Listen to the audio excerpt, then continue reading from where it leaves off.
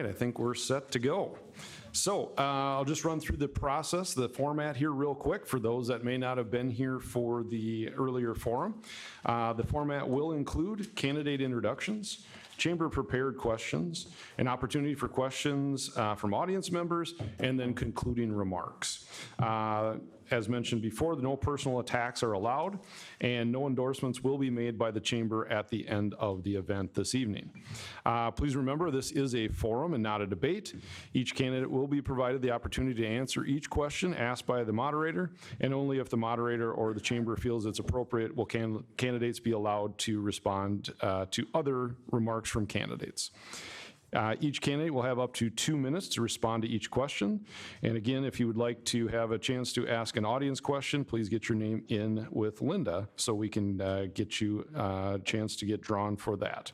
Again, any questions from the audience should be addressed to all candidates, not a specific candidate. And please include your name when you come up to the podium, along with your city or township where you reside.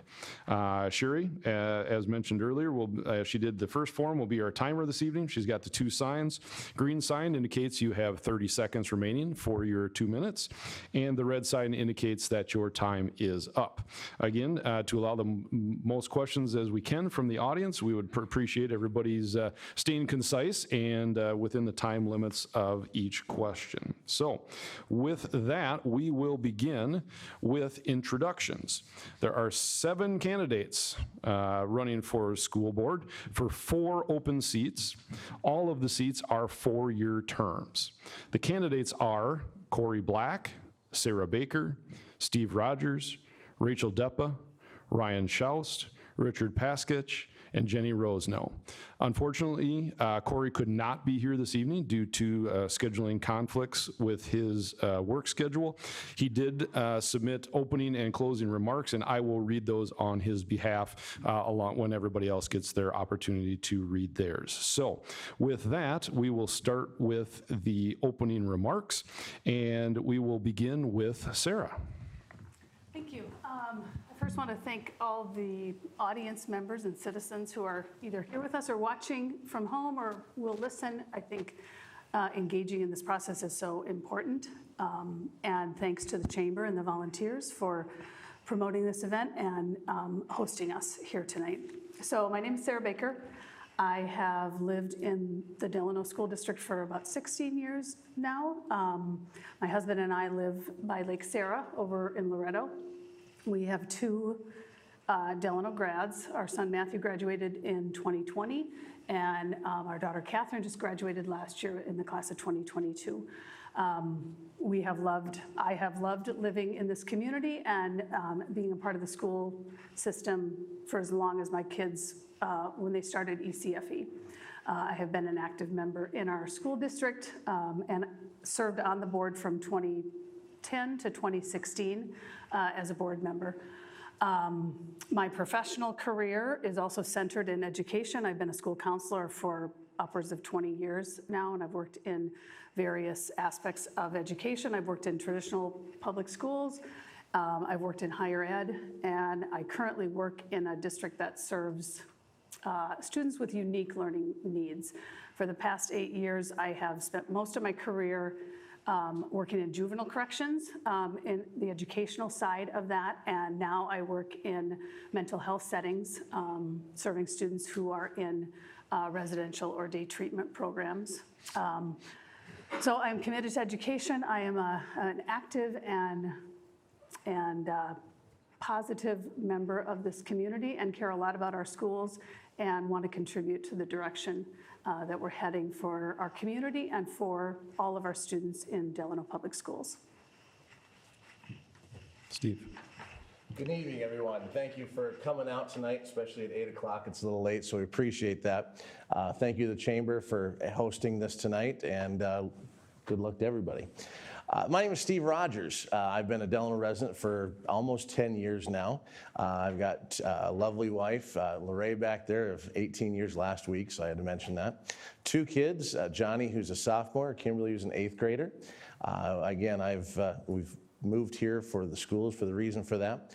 I've got two companies. Again, president and CEO of a company called Anchor Plastics. It's a plastic injection molding company. And I started another company a couple of years ago called Think Different Lending, based on an online lending platform to help people and young companies develop and grow in those things for it and navigate some of the financial things. Why am I running? And again, I would love to say, I always tell the story about 9 years ago. We came back, and I remember my son came home from school. We moved in right before Labor Day. My son came home and said, Dad, he was in first grade, we got to go to the football game. We got to go to the football game. And I said, son, I don't know where my underwear is. We literally just moved in a week ago. And he says, we got to go. And I said, no, because the quarterback came to our class and said, we need to support it. We got to go.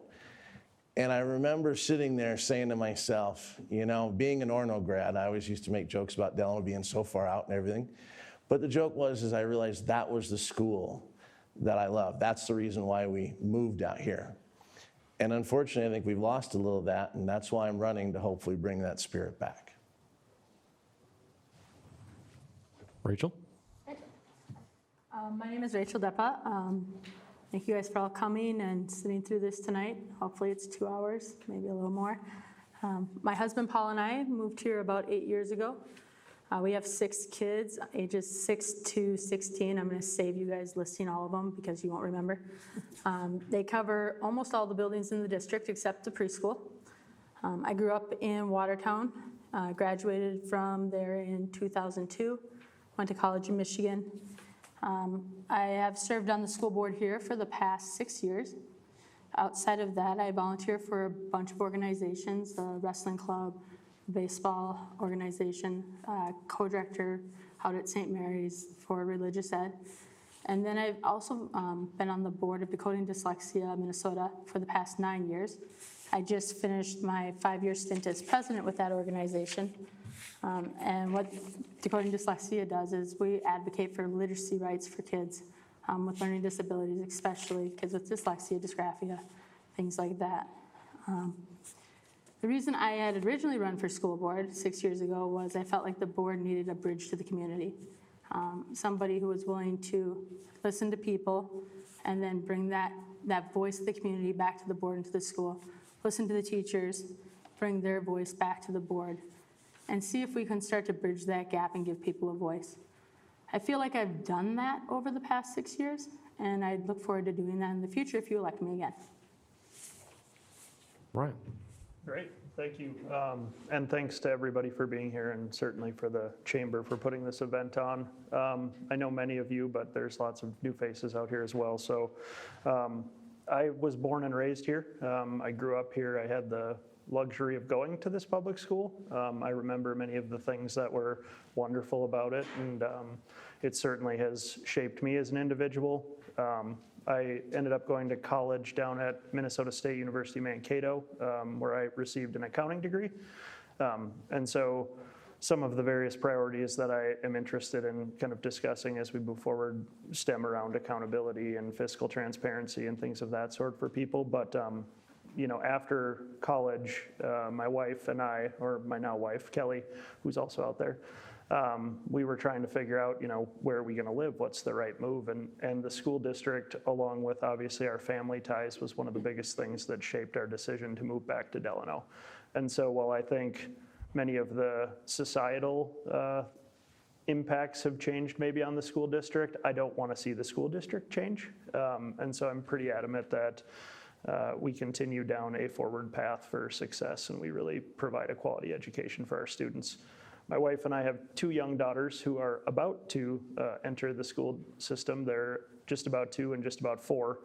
And so, you know, it's an ever-present thing in our household to discuss the quality of education that our students will receive and the type of environment that our students, or that our kids will go to school in. So, you know, safety, certainly something on my mind. Accountability across the board, both for our administration and faculty and students and curriculum and things of that sort, are all things that are big priorities for me. Financial transparency, I think we probably could do better in that aspect to really show people where their money goes, and it would help with things like passing the operating levies, which I think are very pivotal. Those are really big items for me. So I look forward to discussing those more, but thank you for having me, and certainly I look forward to the chance to hopefully serve. Richard. Hi, once again, thanks everyone for coming tonight. I know that it's going to be late by the time we leave. My name is Richard Paskatch, and our family moved to Delano about 13 years ago. I've been married to my wife, Julianne, who's in the audience tonight, for 25 years, and we have 6 kids, and Dominic, Cole, Dimitri, Gabby, Elizabeth, and Michaela. So all 5 of our kids who are of school age when we moved to Delano attended Delano Public Schools and graduated from Delano High School. And just to add a little bit more excitement to our lives, we've actually hosted 5 exchange students over that same period of time, just to add a little bit more excitement to our lives. But all of them really loved our schools. Actually, all of my kids did. Our family attends St. Max Colby here in Delano. We've been active parishioners since we moved here. A little more background about myself. I was born in Decorah, Iowa. It's a small town in northeast Iowa, actually very similar in a lot of ways to Delano. And that's why we picked Delano along with the schools when we moved out here. I went to St. John's University my freshman year and then to Luther College, graduated with a degree in accounting and moved up to Minnesota. I've lived up here ever since. So I currently work at Health Partners. I've been there for 33 years, and I'm working right now in the Health Partners Institute of Education and Research. So I have a little bit of an education background, but it's different. It's in graduate medical education and research. The reason why I'm running for Delano School Board is I really feel that it's time that we should try to rebuild some trust within our school, in our school district. I think the polarization of our society has really taken its toll. And so I want to build trust and sound judgment in our school district. Yeah, so I think that the experience that I have at Health Partners will help me in that endeavor. Thanks. Jenny? Hi, I'm Jenny Rosno. I have 3 kids that have gone through the Delano school system, or are still in it. One, Layla, she graduated in 2021, is in her 2nd year at Eau Claire. Grayson is a junior, and Sadie is in 7th grade. My husband is a para at the elementary school. I hear lots of fun stories that he brings home from doing that. So it's exciting just to have a little glimpse of what happens every day. I have been living in Delano for about 10 years. And actually, when we were looking, we had moved to Michigan for my job, and my husband started to do research, and he's like, we're moving to Delano. With the schools and what we wanted for our kids, this was the destination that we chose. They could be involved in anything that they wanted to be involved in. They could be in lots of different classes, and that's why we're here. And that's part of why I'm running for a 2nd term. I love our school, I really do, and I know sometimes that probably sounds a little silly to say that, but I love our school, I love our community. There's so much to be proud of, and that's why I want to stay here to continue to foster that pride that we have in our school and have had for so long, and ensuring that our school and our community come back together and kind of see all of the things that we've done and be aligned with that. In my 2nd term, hopefully, I want to continue to be a compassionate voice for you. You know, come to me with your questions. It is my job to bring that back to the board and ensure that we're talking about it. It won't always be, probably a positive answer, but I guarantee we're going to discuss it, and I will listen and ensure that your voice is being heard on the board. But thank you all, and I look forward to tonight. Thank you for being here. Thank you. I'll now read an opening statement from Corey Black. First, I want to apologize to the Chamber for missing this important event. Unfortunately, I have a very busy work schedule this time of year. Due to previously scheduled travel, I could not make this event work. My apologies. My wife Brenda, children Nicholas and Reese live in rural Delano. Nick is a 2022 graduate of Delano Schools, is enrolled at the U of M Twin Cities. Reese is a sophomore at Delano High School. Brenda and I made the decision to move to Delano to return to our roots of small town living in a fantastic community with award-winning school district. We have met great people here and have made long-lasting friendships with so many fantastic people. The education our children have received here in Delano has greatly exceeded our expectations. I am running for re-election again this year because I feel I have a responsibility to make sure our schools get back on track. Most Minnesota school districts struggled over the last 24 months during COVID. We declined in some areas. Our culture suffered. Our students, parents, and staffers endured some tough environments.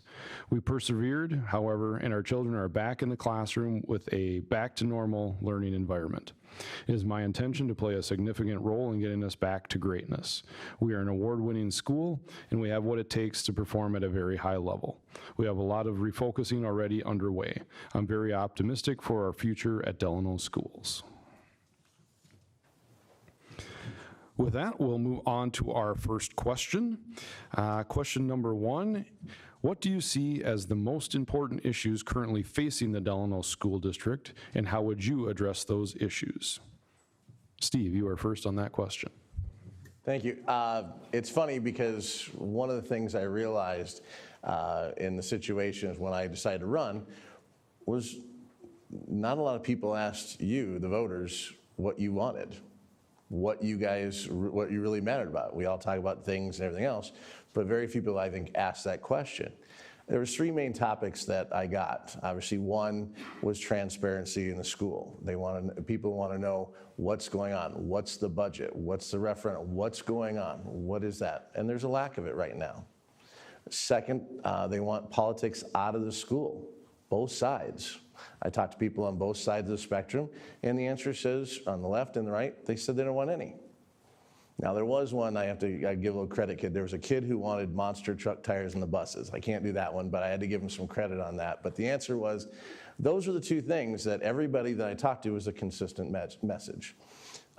Those 2 things, I think, right now are the biggest key that's causing a lot of situation. Obviously, we've got a referendum coming up, and the answer was, I'm probably leaning more on the conservative side, but I've crossed over and asked questions of everybody on the issue of saying, how can we make it more clear?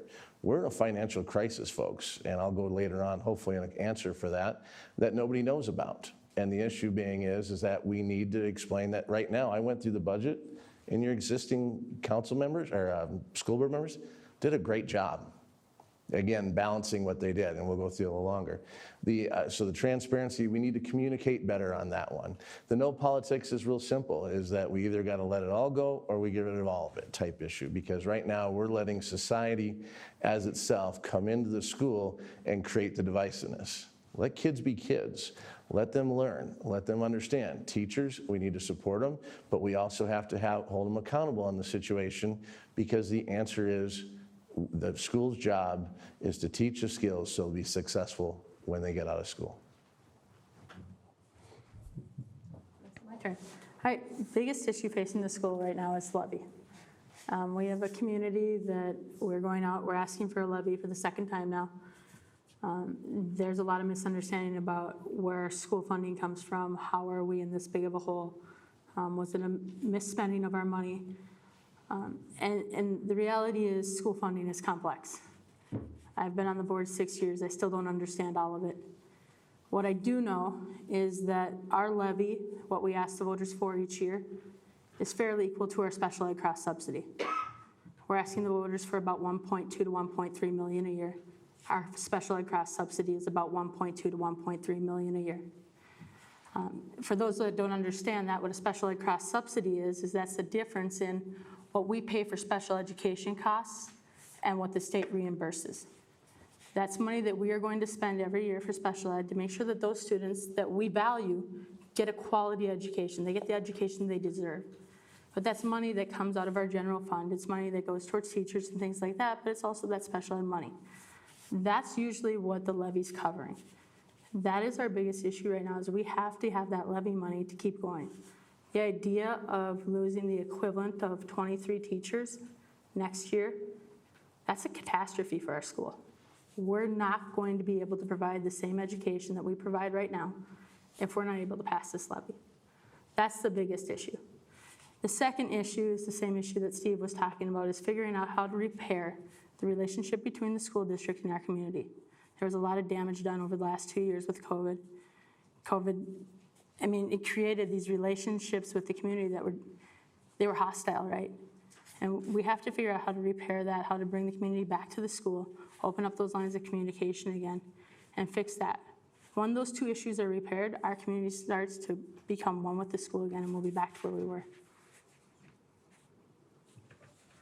So my biggest things all kind of stem back to the issue of trust and accountability. That's a very general, vague term, but it has to start somewhere, and I think administration and staff and students and everybody alike, right, need to be held accountable for their actions and likewise encouraged to do the correct things. And with that comes many of my other priorities, which are to provide a safe and welcome environment for students, teachers, everybody. We have an incredible issue right now with staff turnover, and in order to retain and keep some of that top young talent from a teacher pool perspective, we have to be able to create an environment that supports those teachers. And so I think we've let the ball slip a little bit on a few areas that, you know, again, if people were held accountable for items, maybe different circumstances would have played out. But certainly making sure the safety of our students and our teachers and everybody involved is a top priority for me. A lot of people have mentioned this, and I think a lot of people agree, right? Fiscal transparency is something that we're not doing a bad job at in terms of how we manage the dollars in the budget, but we're doing a bad job of showing people that. And so, you know, we had an audit this past year on the budget. They came in and said, wow, you guys do more with less money than most school districts around you. We're not getting that message out to people. We're not showing people where the money is going all that well. And so being able to really show people that, to get them to trust again, and also then, you know, like Rachel mentioned with the levy becomes a really difficult thing when people don't know where the money's going. And so being able to just lay that out for people to help people understand what it is that they're actually paying for will go a long way. So those are really my three top priorities. Yeah, I kind of echo the previous candidates as far as our main issues facing our schools, and I think it does boil down to trust in our schools. I think a lot has been done that eroded that trust during the COVID pandemic, and also some of the polarization, I guess you'd say, in our society. I think it's important for us as a school to remember that parents entrust their children to us, and when you entrust your child to someone to be educated, I mean, you have the expectations that your children are going to be educated in a way that will, support the values that you're trying to instill at them at home, instill in them at home. I think that was called into question a bit over the last couple of years, not just in Delano, but across the country. I mean, we've all seen it. We've seen it in Virginia, we've seen it in other parts of the country. And when you start to ask those questions as a parent, you want answers. You want to see what exactly are my children being taught in schools, and you want to make sure that those values that you're trying to teach them at home are being strengthened at school. And I think that loss of trust has actually really impacted our fiscal budgets because of the last referendum was voted down. I think people do, when you don't trust and you start to question, you're not getting the answers that you are looking for. It just snowballs, and I think it's really important for us. I love our schools. We have amazing academics here. We have some phenomenal teachers, but I tell you, the messaging and some of the responsibility of a school board to actually communicate to their parents and to the community at large didn't go well over the pandemic, and then also it's continued on into the current time. Thanks. All right, so I agree with many of the things that were already stated. Absolutely, our number one thing right now is our levy. You know, everything is going to stem off of what happens with our levy. It is critical for us to get this levy to pass, right? We have phenomenal teachers and programs, and the way we're going to retain those is to get this levy to pass. So we are going to be faced regardless if it passed or not, with budget concerns, right? If it passes, it is our responsibility to spend every dollar that we get wisely and against the things that we want as a community to grow our school and continue our high level of academic excellence. I worry, honestly, every day about the things we will lose if our levy doesn't pass. And so that's where I think, I'm hearing everything. I think the other thing is returning, as I've said, that pride in our school, right? Obviously, as I'm hearing, we have a transparency issue.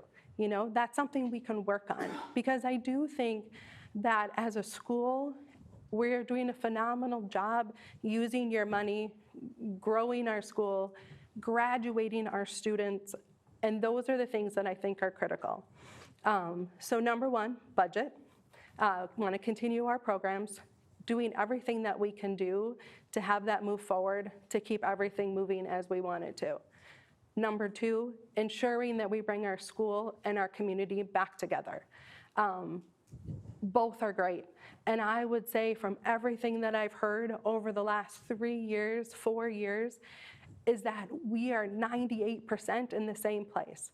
Everybody has super passion about their kids and about what they want their kids to learn. It's just bringing those differences together so that we can do the right thing. So those are my two priorities. Thanks. The benefit or I don't know, of going last, all the great ideas have already been said. I would say my 3 priorities are what has been echoed here: the necessity of passing our levy. My second priority is the retention of our quality teachers, the maintenance and support of our quality teachers in Delano. And my third priority is around school climate and supporting a safe and welcoming climate for all students. So in terms of the levy passing, and Jenny mentioned this, that no matter what the taxpayers decide in November around the levy, objective and careful, thoughtful decision-making around spending is going to be critical. My approach to that when I was on the board, and it remains this way, is that spending should remain closest to students. So when we're making decisions about what we do and what we don't do with our money, with our taxpayers' money, with my money, I'm a taxpayer too, we use the lens of what is closest to students, what impacts students the greatest, what supports students in the most effective ways. Around teacher retention and attracting quality teachers, we have amazing teachers in our Delano School District. For those of us who have children who've gone through Delano and know our teachers personally, we have firsthand experience with their qualifications. The board's role in that is to promote ethical policy around employment and promote a recruitment and retention strategy that's going to get us the best teachers for our kids here. And then school climate.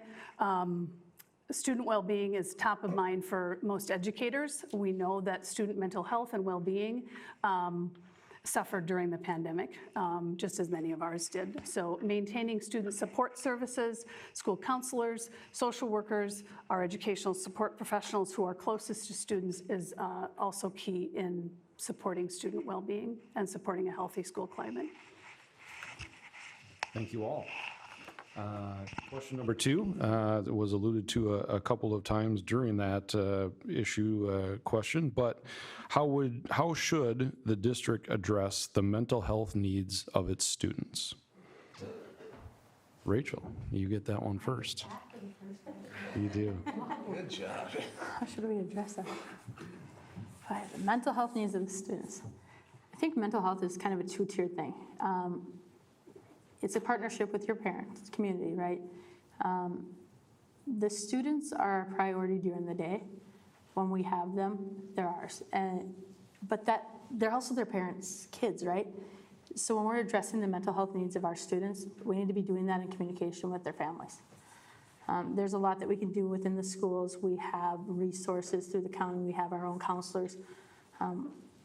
We have those resources, but there's that partnership with the home life. COVID brought a lot of mental health concerns. They brought a lot of behaviors in. Our students went home for months, literally months, and we asked them to do things that students don't naturally do. We asked adults to do things that we're not good at, right? We told us to stay home, don't do things, don't go meet with people. We're naturally social, that's what we're supposed to do. Our kids came back, some of them weren't even concerned to just be in a classroom with other kids. That first year back was hard. We had behaviors that we'd never seen before. We had kids struggling to just be decent human beings. This year we're seeing a lot better behaviors out of our kids, but it's still going to be a continuum. Those mental health concerns we're seeing across the country, we've added counselors, we've added that mental health resources, but it's going to be a process, and the school is going to have to continue to partner with the community, resources that we have, the county, and then again with the parents. And I think that's the best way to do it going forward. So fully agreed with what you just said. I think that was a lot of really good information. I think one of the biggest things, as you alluded to, is really understanding the entire continuum of somebody's maybe positive, maybe negative mental health, whatever it may be, but it's really understanding kind of the root causes, and for every student that's different, right? It might be interaction with the parents, it might be interaction with guidance counselors, it might be interaction with their teachers. Frankly, one of the things that I'm most worried about with the levy, if the levy doesn't pass, is the possibility of funding being cut to some of these very important roles, like school counselors, like social workers, and it puts a lot of additional onus back on the teachers if those roles are not present. And so I think another big piece of it is really continuing education for the teachers themselves as well.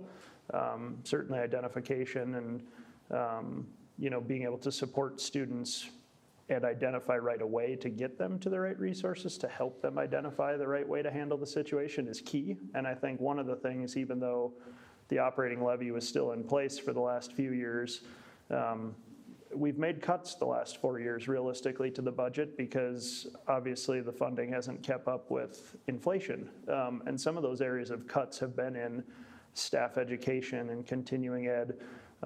Certainly without the levy, we'd have much deeper cuts in areas that would affect this even to a greater extent. So I think, securing the funding has to be first and foremost so that we can allow the resources and the strong group of people that we have right now to be able to address the problems as they come up. So those are kind of my areas of focus, I guess, for how to keep mental health at the top of mind. I read recently that the incidence of depression and anxiety is up 40% since COVID hit. 40%. So this is a very real issue for not just the students, but their parents, their siblings, those people around them. So it's a national crisis, to be very honest with you. So how to work with the schools? What's the school's role? I think I would echo what I heard earlier as far as working with the parents. The parents are the ones that know and love these children the most. They're the ones that understand the root causes of some of the depression, anxiety, concerns, or worry. So having teachers who can, first of all, identify a depressed student and work with the parents and identify it, talk to the parents to help them get the help that they need. I think our teachers are not mental health professionals, but they're loving, caring adults, and that goes a long way, but depression is a real mental illness and it needs to be addressed by a professional. I also say a couple of things that I was thinking about is isolation is very detrimental to a student with depression or anxiety, and making sure that we give children a chance, or our students a chance to be active, to be a part of sports and different activities in the schools, and that social interaction is critical. And also making sure that they understand that there's hope in their future, that through the work that they're doing in the schools and their education, they do have a bright future. They do have a future that they can be excited about, and just help giving them a vision for their future, a vision of hope is critical for anyone with depression. So, thanks. All right. So I think mental health is something that we have to talk about. We have to be open to discussing and asking questions. And number one, I do think we need to train the people at our school, our teachers, our staff, whomever it may be. What are those things that you're looking for? You know, what are the indicators in a student? What are the things that we need to ask more questions about? And how do we approach it in a way that is going to be loving and caring to that child and not make them run away and run down the hallway? So we need to arm the folks at our school with the tools. So I think that's primary. I wish I could say every parent was awesome. I think that we know not all parents are awesome.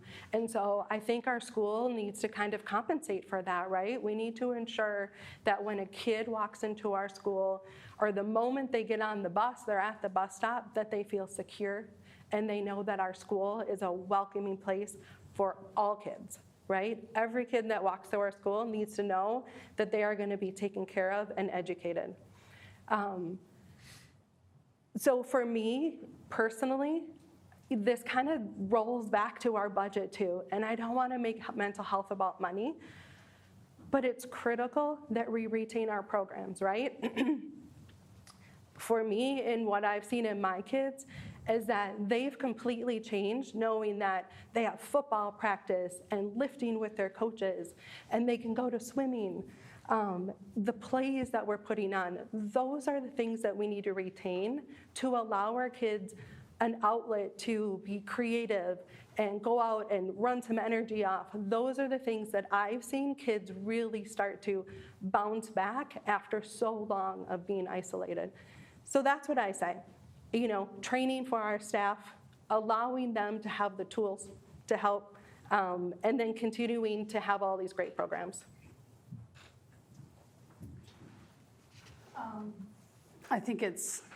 First of all, I think it's amazing that all the adults on this panel can understand and name the importance of mental health and mental well-being for our students. There are complex needs within our student populations, and it requires complex solutions that sometimes schools have access to and sometimes we don't.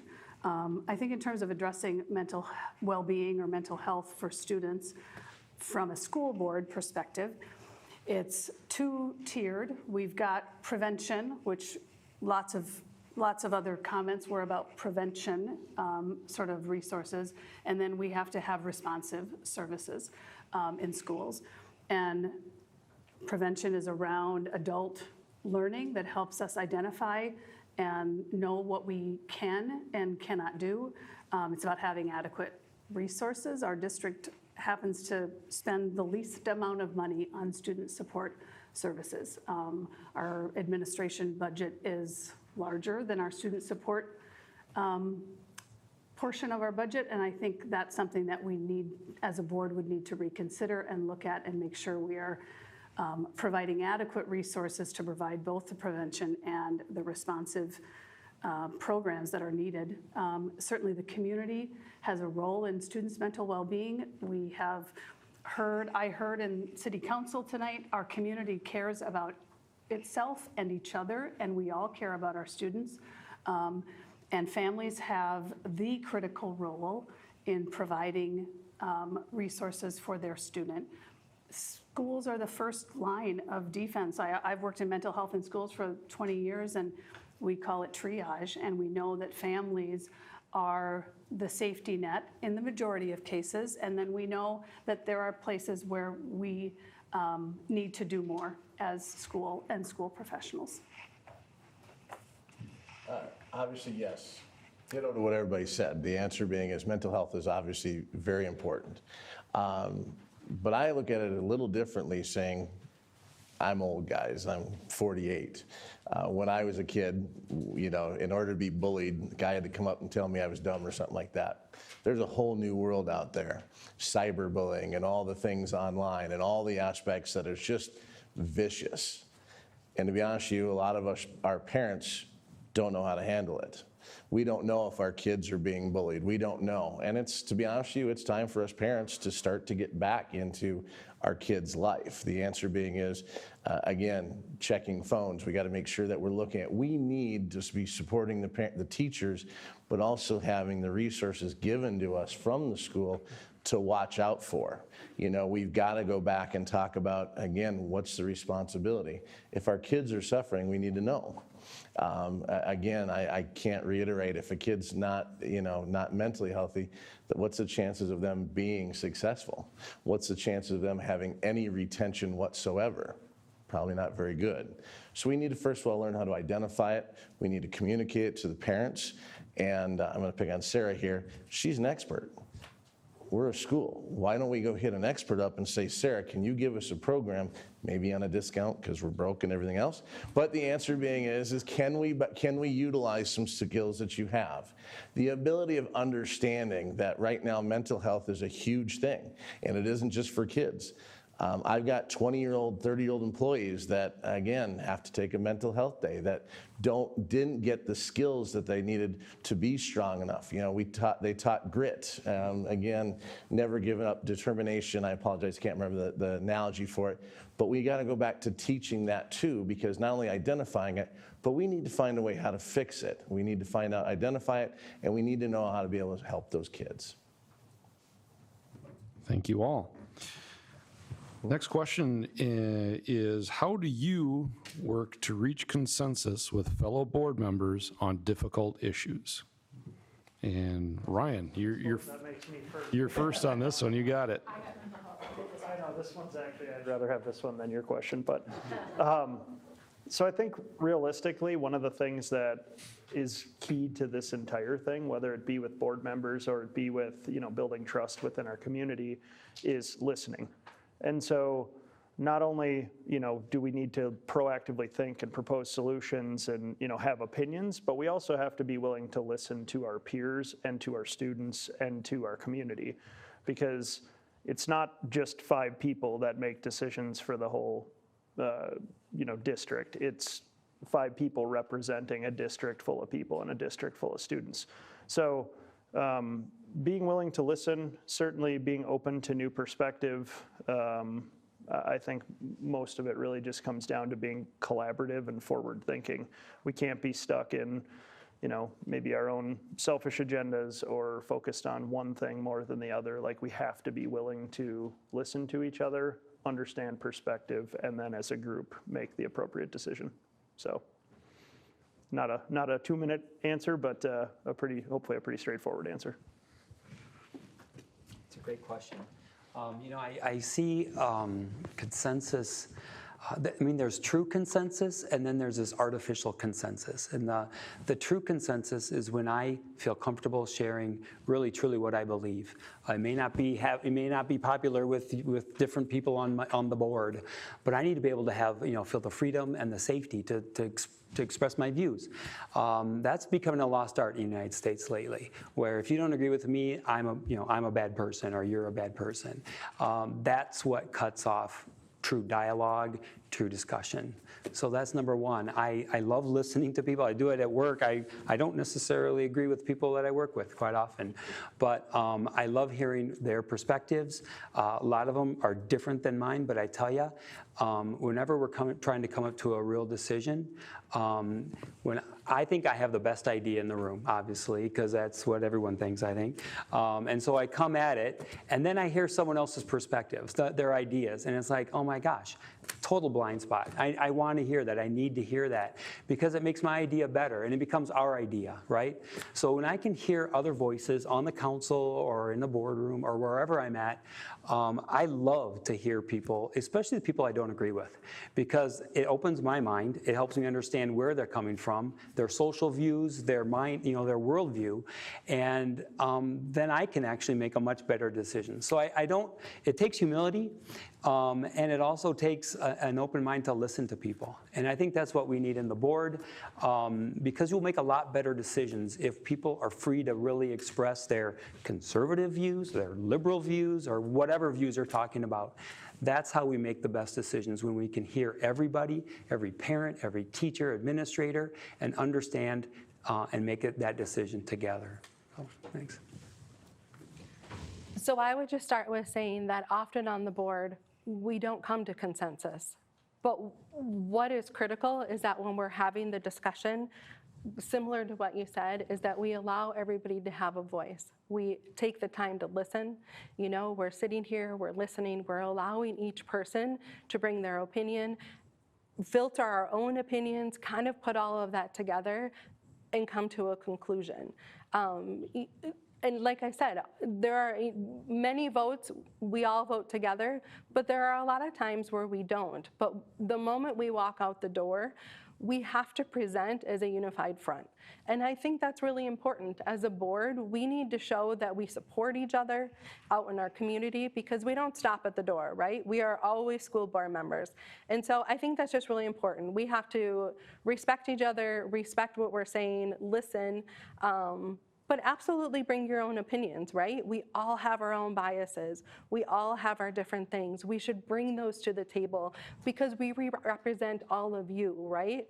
And so the goal is to represent all of you, have that discussion, and make the right decision for all of you. And the other thing I would just say is that, you know, we have to come prepared.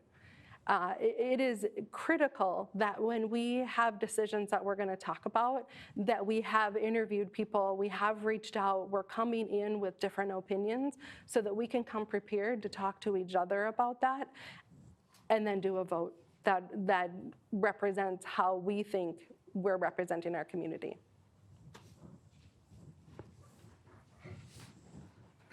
As has been mentioned, first of all, I would say it's essential that a board represents its community and has a variety of perspectives and voices and ideas and opinions and thoughts. We represent the community within our school district. So with that comes the potential for conflict or disagreement, and disagreement is also healthy. That is how we get to our best decisions sometimes, is by disagreeing. As Jenny mentioned, a school board, we may think individually, but we act as one, and it is really important to be able to have enough trust to openly discuss issues and feel that it's been discussed thoroughly enough to have made the best decision with all the information that we could possibly have. Listening to understand is probably a lost art at this point in time, and listening to understand is different than listening. I listen for a living, but I try really hard in my personal life to listen to understand people who don't share my views. We try to teach that to our kids, and we have to model that as adults, and it's how the best decisions are generally made, is when we feel like we've been heard and we feel that we've understood either the issues or the problems or all the aspects of what we're trying to decide on as a board. Preparation is important. Respect is important in communication, and being willing to listen not only on the board but in the community, and bringing that back to the board is also important. But listening to understand and acting as one, although thinking independently, is what I think brings about consensus building on a board. Yeah, I'm the most difficult one, right? So anyway, obviously the one thing at one of my companies, there's a sign in the conference room that says egos and something else left at the door. The idea was, it's very simple. You guys are going to elect us to serve your needs. If we don't serve your needs, we're not doing our job right. If we're not listening to you, we're not doing our job right. If we have our own personal agendas that we want to pass on that's not community related, we're not doing our job. The answer was everybody up here, and again, the existing council is amazing people. This is kind of a, I hate to say it, but sort of a thankless job. The ability of saying what we're starting to look at and what we're going to go into. We're heading into a recession. We're going to have to make tough cuts, folks. We're going to be looking at, again, the ability of seeing lost revenue. But the difference is that I believe that, again, together, if we all do as we talk about, leave our egos and whatever at the door, and we all decide to find a work on together in the ability of coming together, what's important. The students are important. Making sure they get a good classroom is important. All the other stuff, unfortunately, has to go, but that's the job of the school board, is to make sure we can come together, make those decisions in good times and bad financially, and be able to share the information with everyone and be accessible to everybody. So the answer being is that how am I going to work with everybody? If I'm chosen, I think I'm the lucky one to work with these guys. I tell Steve all the time he's lucky to work with me on anything. Absolutely. We're good there. Consensus is something that when I first got on the board, it took me a little bit to understand exactly what they were going for, right? And a 6-1 vote is consensus. A 5-2 vote is consensus. It's knowing the will of the board and then going with it. Board members are going to vote frequently 6-1, 5-2. Once that vote is made, your job is to support the vote, right? You can't go out in the community and not support it. Whatever that vote is, that's what we're doing.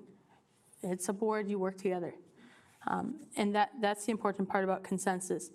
We have a lot of discussions, and the community is always like, we watch the board meetings, and you guys literally go, all in favor say aye, right? And that's what the community sees, is they see that all in favor says aye, all in favor say aye, any opposed, and nobody says it, or one person is opposed. What they don't see until about the last year and a half is those work sessions. And that's where that consensus comes. And in that work session, if you've watched them over the last year, there's a lot of conversation that takes place. Personal opinions come out, discussion on, is this really what we need? Is this really the board's job? Is this what's best for the community? When you're on the board, your number one priority is your students, all of them. If your priority is your students and you stay focused on the students, what's best for the students is what's best for the community, what's best for the taxpayer. If you start the students and work your way out, you should have no problem coming to consensus. What you believe is best may be different, but if that's your priority and you come to consensus that way, you will do fine as a board member. Thank you all. All right, this will be the last chamber prepared question, and then we will go to the audience questions after that. So again, if you haven't already, make sure you have your name in the on an index card so that we have an opportunity to potentially field your question. Last question. How do you create an environment where all students, families, and staff feel welcome and want to stay in this district? Richard, you get that one first. That's a great question. You know, I wrote up a thing on that, but I'm not going to read what I wrote. You know, creating a welcoming environment, I think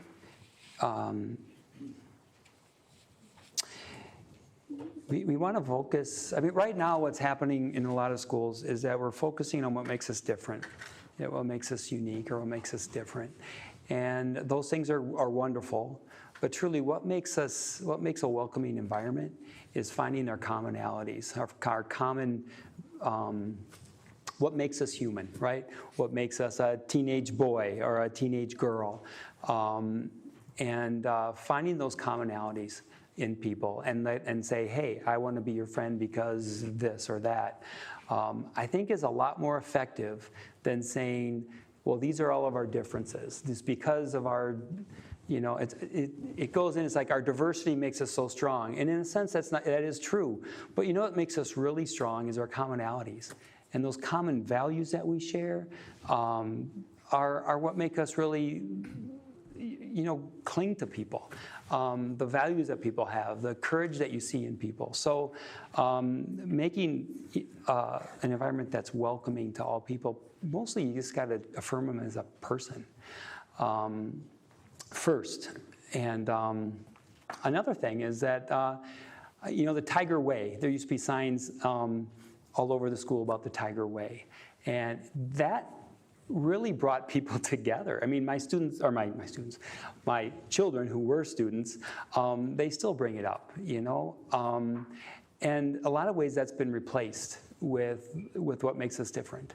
Instead of focusing on what really makes us the same, what makes us united. I think focusing on that is where we're going to get that welcoming environment in our schools.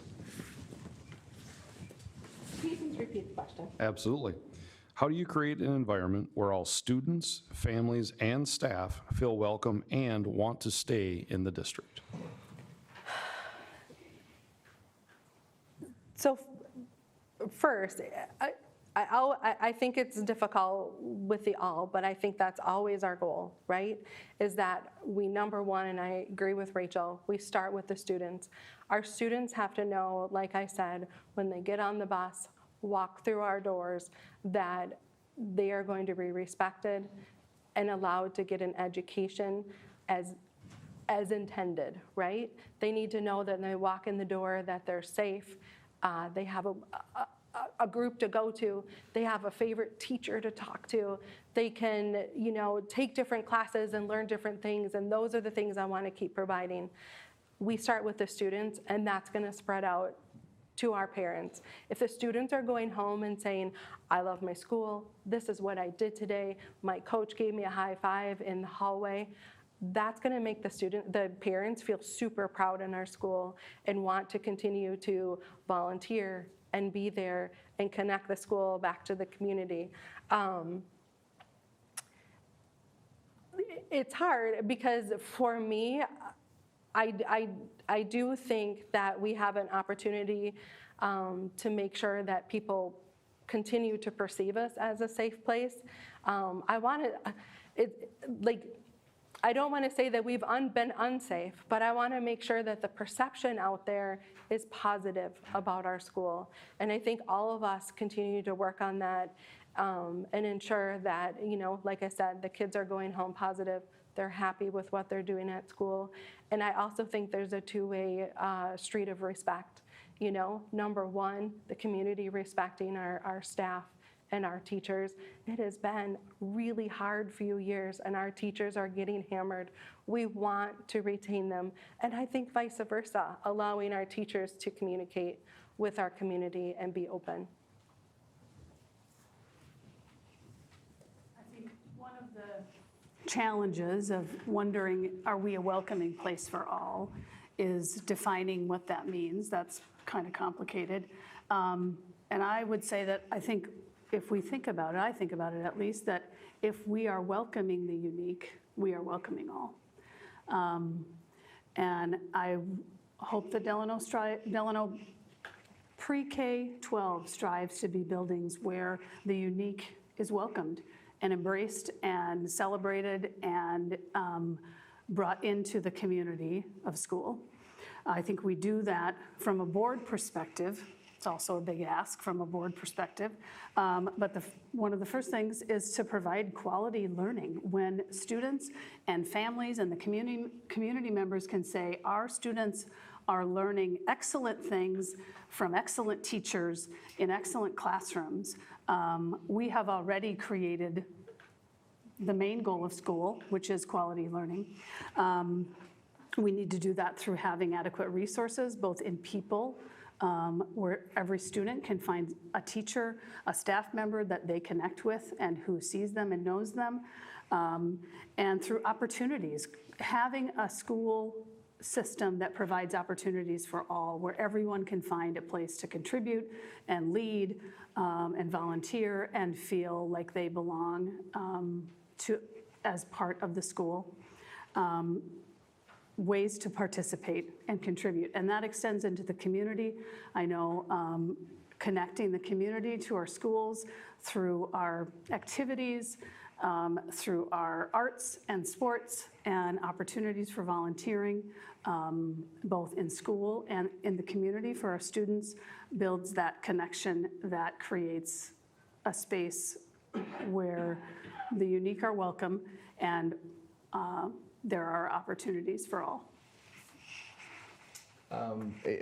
Much like you said, the only thing Josh, if I can add to it, the one thing you didn't add on there was community. And the community is also a big part of it that you touched on. Number one for the students, it's real simple. Let's take the politics out of school. Let the kids be kids. The issue is that divisiveness of what's going on in society right now is really tearing apart the kids. Again, I can't like you because you're left. You can't like me because I'm right. You can't like me because of whatever the situation. We need to get rid of that. The answer is how. It's going to be tough, but we just have to be neutral on the concept of what you find.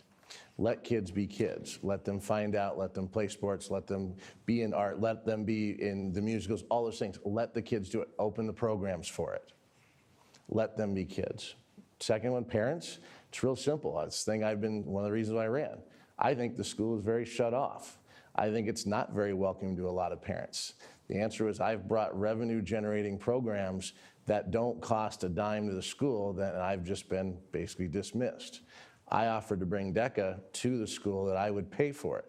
Literally no out-of-pocket cost. I didn't pay the teacher. No one cared. Right now, the parents in this community are not being listened to by the administration. And the problem is the teachers, unfortunately, are dealing with it. And I don't think it's the teachers that it's not their issue, it's the administration. I want to knock that house off the hill and open it up to everybody, because right now we have so many great opportunities to have revenue generating programs. We've got the ability to bring the community back into it. Staff, it's real simple. If you don't appreciate your staff and you don't support your staff, they're going to leave. It's kind of common sense HR 101. I don't think right now we're supporting our staff very well. I think the idea is I always go back in conferences, I'm gonna get in trouble because I'll be over time, but the answer is real simple. When we do conferences, I always ask every teacher, what do they need? What do they have? And the answer was, no one ever says anything. And I apologize for this. One teacher asked me for a box of pencils for her class. And the answer was, I bought a $15 box of pencils. It was like 200. And it was like I gave her a gold bust of herself. And the answer was, everything was amazing, and it was so that.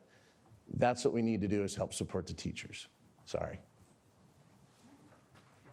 So Jen started with, I agree with Rachel, which tells you about how much time we spend together. This is a topic that's come up a lot over the last few years being on the board.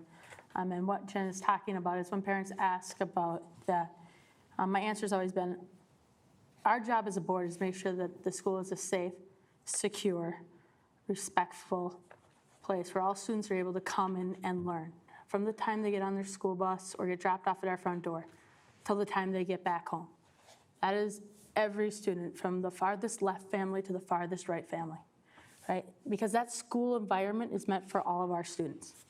They shouldn't have to worry when they're in our buildings. They should be able to come in there and learn. That's what we need to provide, and the way that we do that is through strict bullying policies, enforcing those policies so that when they come in that building and somebody starts to pick on them, it's stopped immediately. When it comes to staff, it is showing that appreciation, both as a district on the administrative level. It's the thank yous, it's acknowledging those great works that they do, but also from the community. Right? We have great staff in our buildings. You see it more at the elementary school, right? Our kids are little and we're more engaged and we're really excited our kids are going to school because they're not with us. And right, we get a little bit of freedom. When the kids get older and they get to high school and you're not going to see the teachers so much, conferences are a little less attended. But it's saying that thank you, right? Acknowledging the great work that our teachers are doing, our coaches are doing, things like that. The community, it's more events. Bringing our community back into our buildings, right? They're the people who are paying for those buildings. Bring them in there, welcome them into our buildings, finding more events that they can be in there for. They're paying for them. Let them see what they're giving to our community. That's the way you get our community back into the building. That's the way you make people feel more welcome in our school district, which really is the center of the Delano community. All right.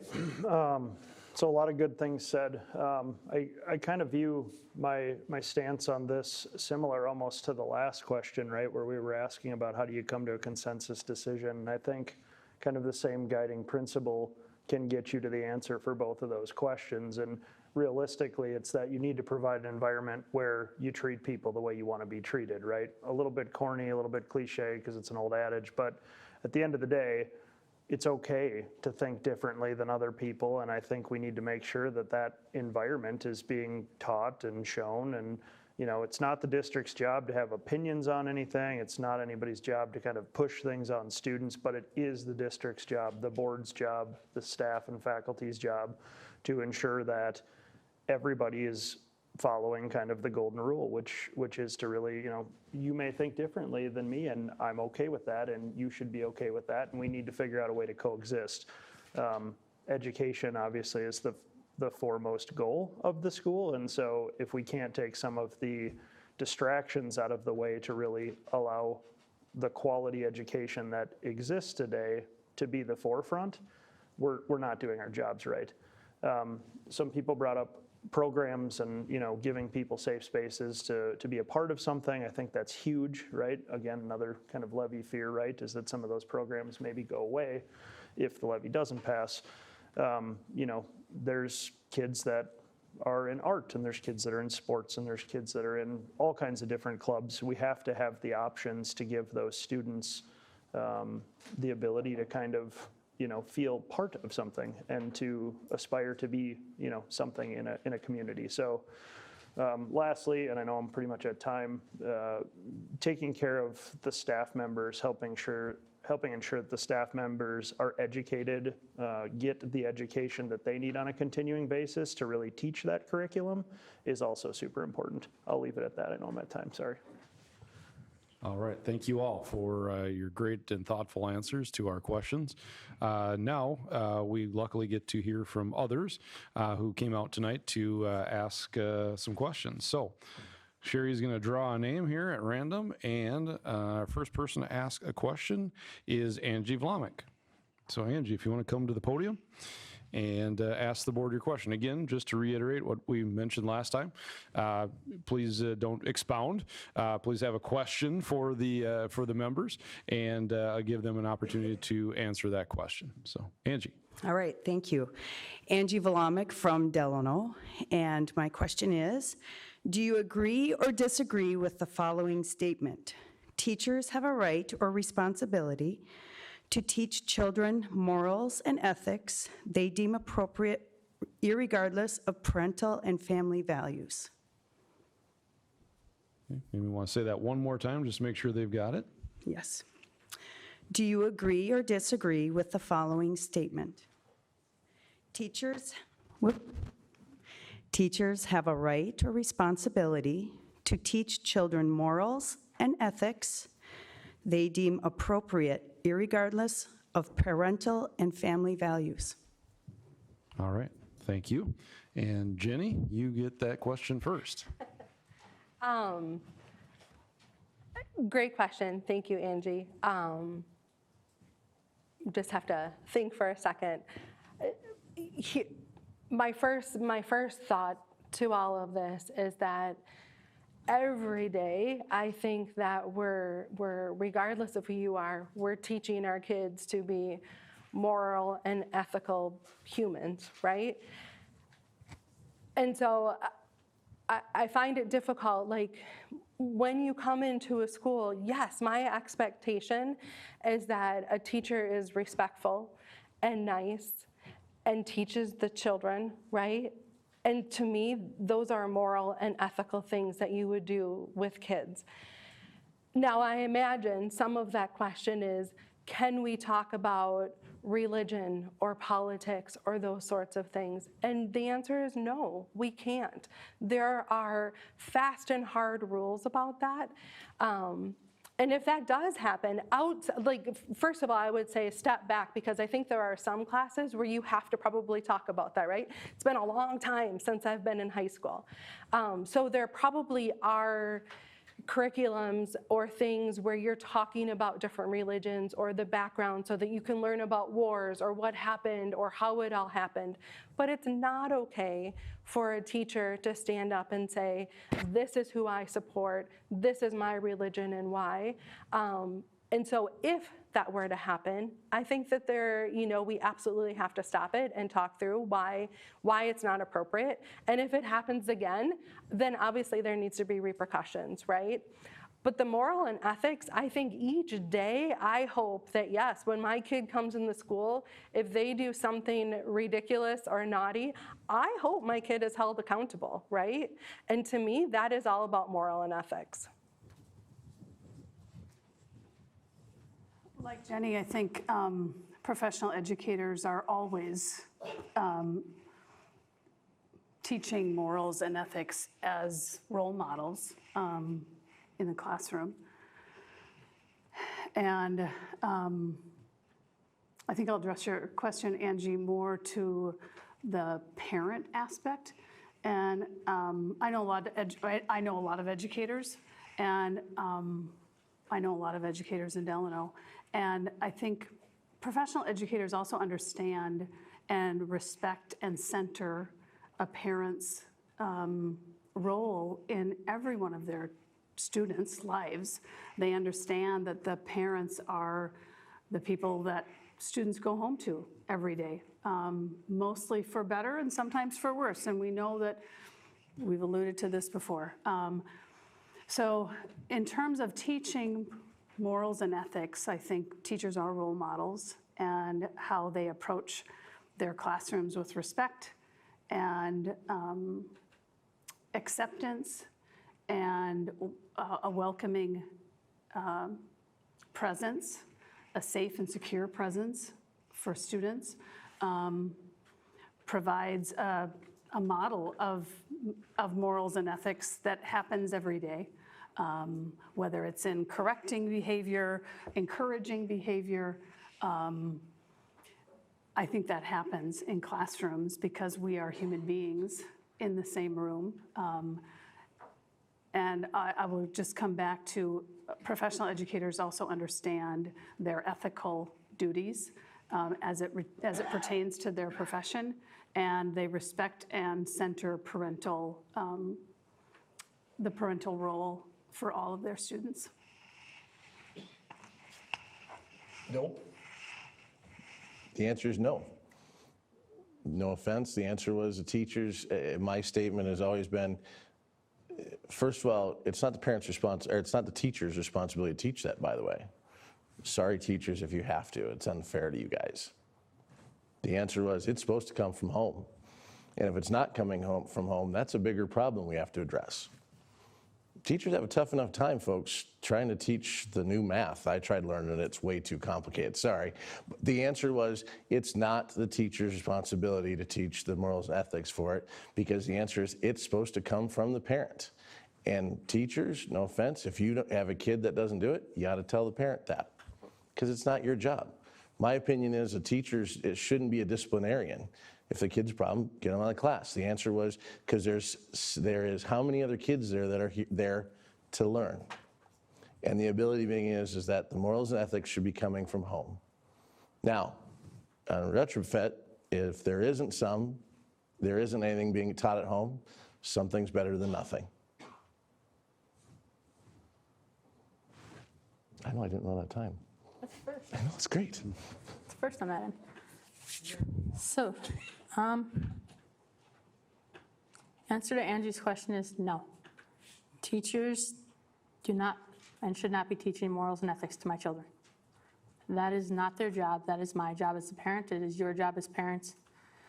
It's not the job or the role of teachers. Setting that aside, there's a difference between moral and ethics and social norms, right? You come into a school and there are social norms that our students have to abide by. There are behaviors that are acceptable and unacceptable. Our students can't be in there hitting each other. They can't be in there calling each other names, right? Those are social norms that we as a society live by. We do have to enforce those in a building. But our teacher's job is not to teach morals and ethics. That comes from the home. They are your children. We're hoping that you guys are teaching morals and ethics that are appropriate, that will allow your children to go into society as adults and be accepted in society. But that's your choice. They are your children. So, complex question, certainly. I think I agree with some of the people up here. I don't necessarily know that it's a parent's job to teach those morals and ethics. I do think that teachers are oftentimes left having to enforce the rules behind some of those things, and I kind of view it as like what I would call kind of the good human being rules, right? You're not coming to class and hitting people. You're not causing a disturbance. You're like those things, like teachers, you know, the first way to kind of deal with that is to attempt to remediate it. It's not immediately to boot a kid out of a classroom, in my opinion.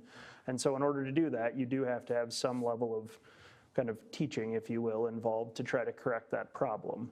Now, primarily, I think it's the teacher's job to present facts to students and to teach students facts. And sometimes that's about topics people 100% agree with. Sometimes it's not 100% things people agree with, but the job of the teacher is to teach facts. Bringing opinions and or attempting to teach morally how somebody should behave is typically not something I would say should be a teacher's responsibility in a school.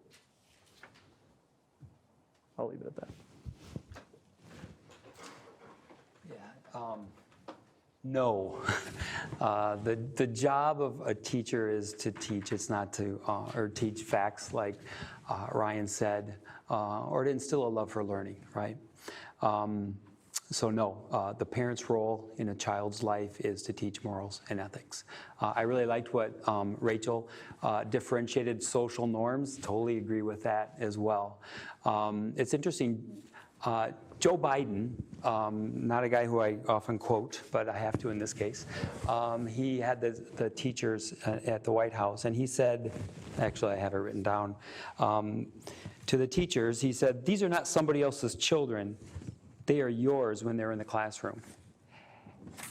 And that is a disturbing comment to me, because teachers are not part-time parents. The parents are the parents, the students are the students. And the better we can differentiate the role of the parent, who love them, who know them, who discipline them, who change their diapers when they were little, that's love. And they're the ones that are entrusted to instill in their children values and morals, and a lot more besides that. So I think it's really important. It's a very important distinction, Angie, that you bring up, because the role of the school is to teach facts, reading, writing, arithmetic. We do a great job of that here, a fantastic job of it. But let's let the parents instill those morals and those ethics in our children. And let's let the teachers teach. That's what they want to do. That's what they went to school for, is to teach math and to teach English and to teach science. Let them teach our kids those subjects, and let's let the parents who love them the most teach them about our morals and ethics. Thank you. Our second question is, I believe I'm reading this right, Ryan Green. Did I get that right, Ryan?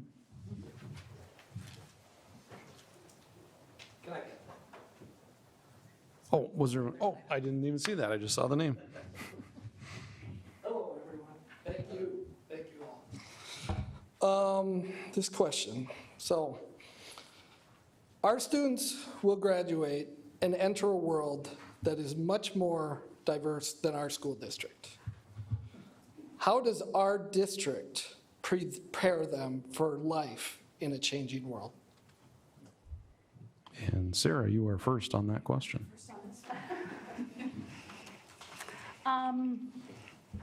Well, I think it is a necessity to prepare students for not only a changing world, but a world that may not resemble their experience in Delano.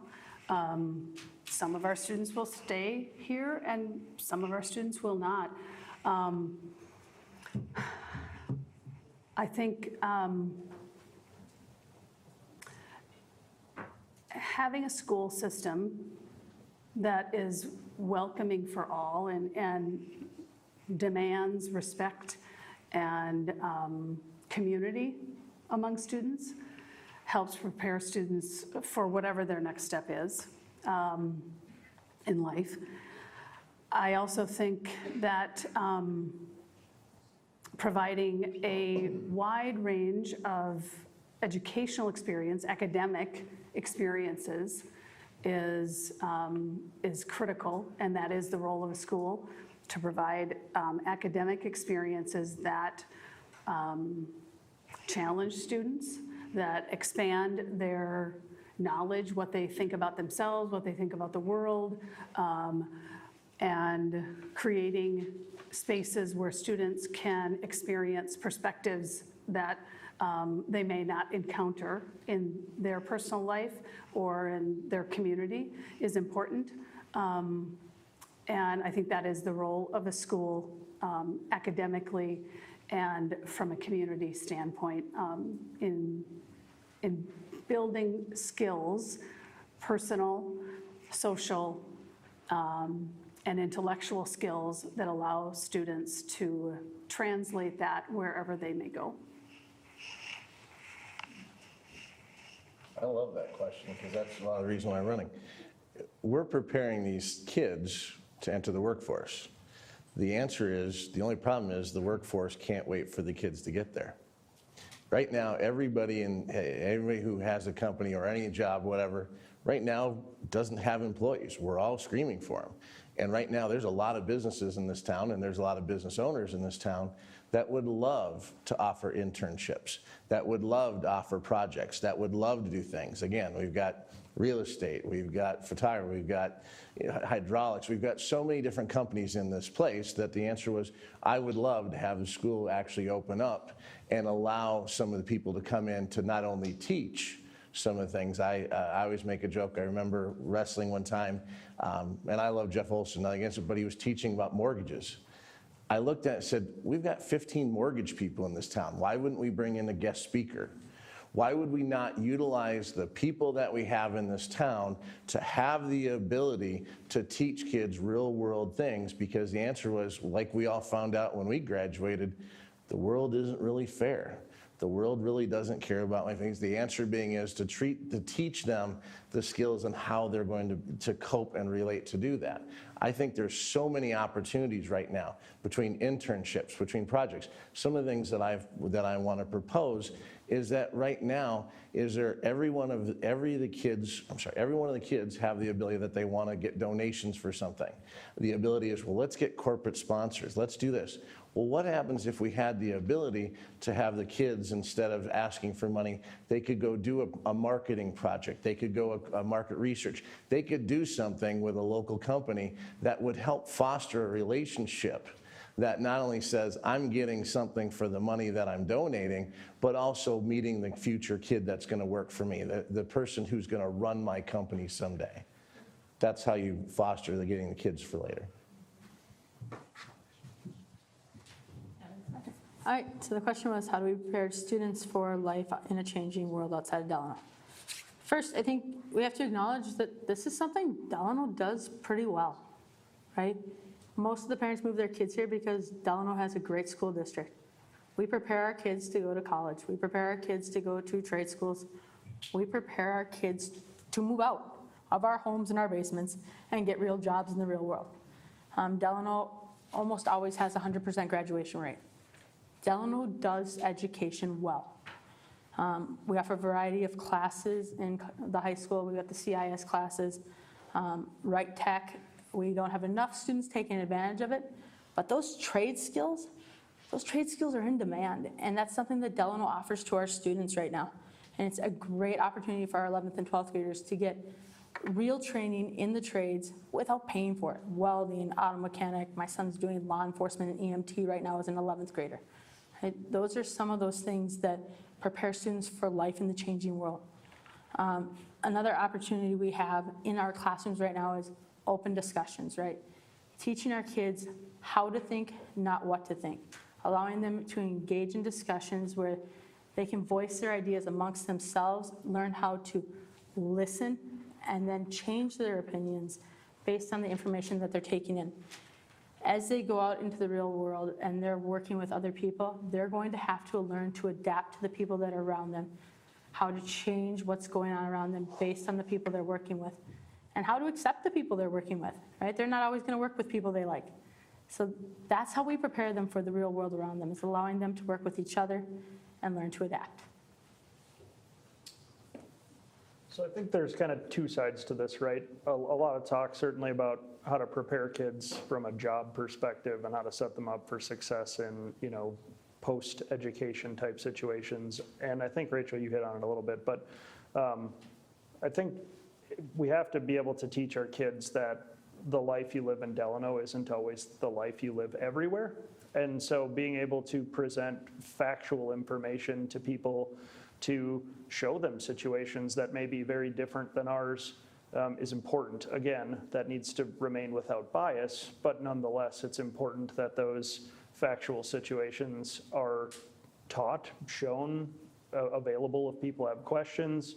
I like what Sarah said down there about, providing opportunities, diverse opportunities where, there's lots of class options, there's lots of curriculum options. I think in terms of preparing students for kind of what comes after school, right? One of the things that has become a focus, but I think needs additional focus, is the basic life skills that students need when they leave school, right? How do you make a budget? How do you pay for a mortgage? What's a car loan? Like, what does that all look like, right? And so as part of curriculum, I know there's some of that, but I would like to see even more of that in addition to kind of the diverse classroom set that we offer. But really, it just comes down to kind of showing real life facts to students and making sure they understand that situations are sometimes different than what they've seen growing up.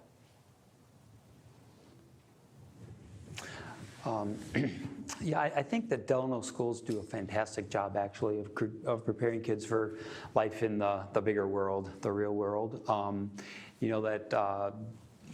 Before this meeting, I went online and looked at some of the results of our school, and I don't know if you know this, but our math scores are 23% higher than the state average. We have a pretty high state average. Our reading and language scores are 17% higher than the state average. Those are incredible, and that's the foundation, right? Reading, writing, arithmetic. And so I agree. We're doing a great job educating our kids in those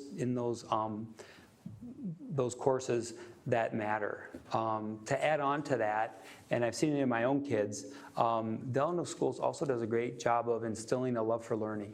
I have kids who really, I wish they'd spend a little bit more time socially at college. They just love to learn. They love to, hit the books, and they do that a lot, and it comes from Delano High School. So I also want to add about the trades. I think that the trades are neglected in a lot of schools. There is a dire need in our country for the trades. And guess what? Not every kid will be happy in college necessarily. Some kids really want to work on, cars, being a mechanic, being a plumber, being an electrician, and that's where they find their passion, right? We don't want to neglect that. Number one, our country needs it, and number two, they need it to experience true joy as an adult, right? That sense of accomplishment of doing something that you love. It's not always going to college, and those trades should be esteemed in our schools, and I think in a lot of ways they are. But we're not necessarily a college prep school. We have a lot of college prep here, but we also should be a trade school. We have great farm, FFA, things like that need to be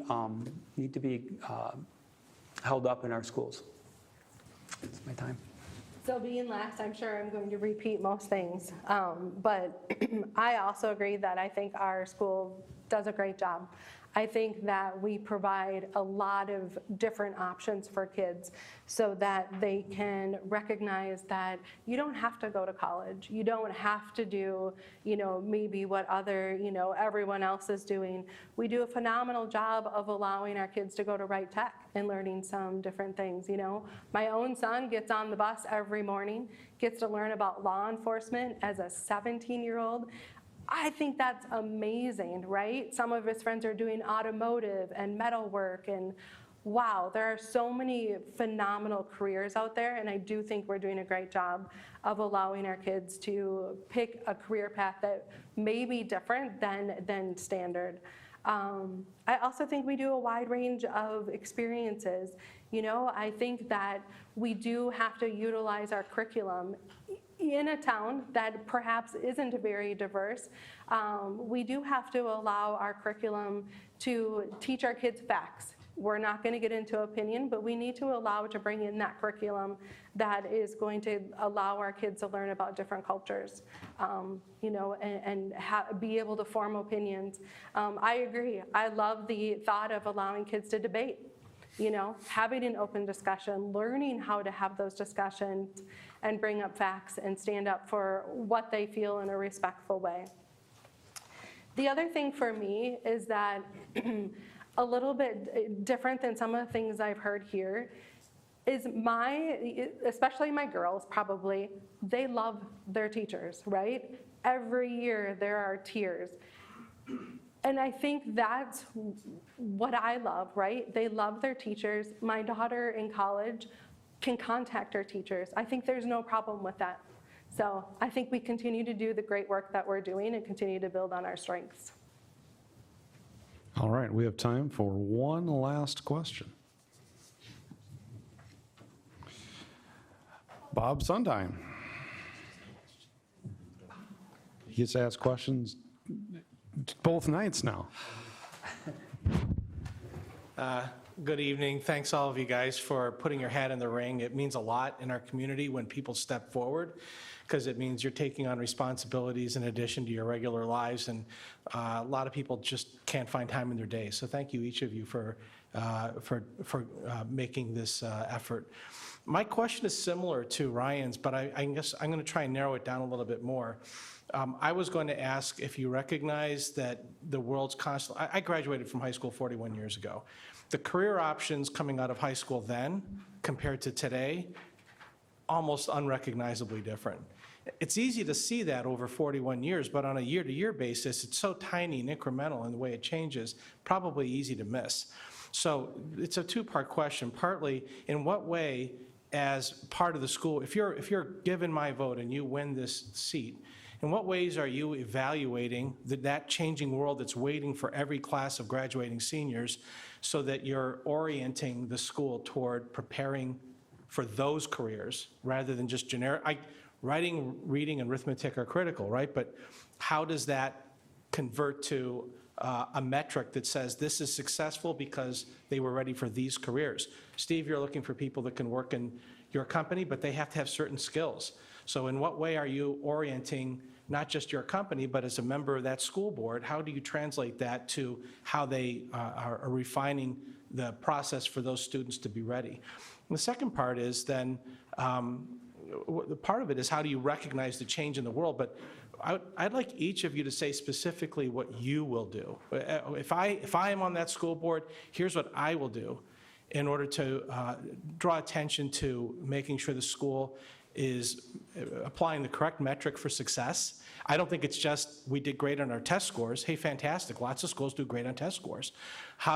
Is the metric for success great test scores, or is it they're able to get jobs or go straight into college? So what will you do specifically in order to affect those kinds of constant adjustments and changes for our schools? That's it.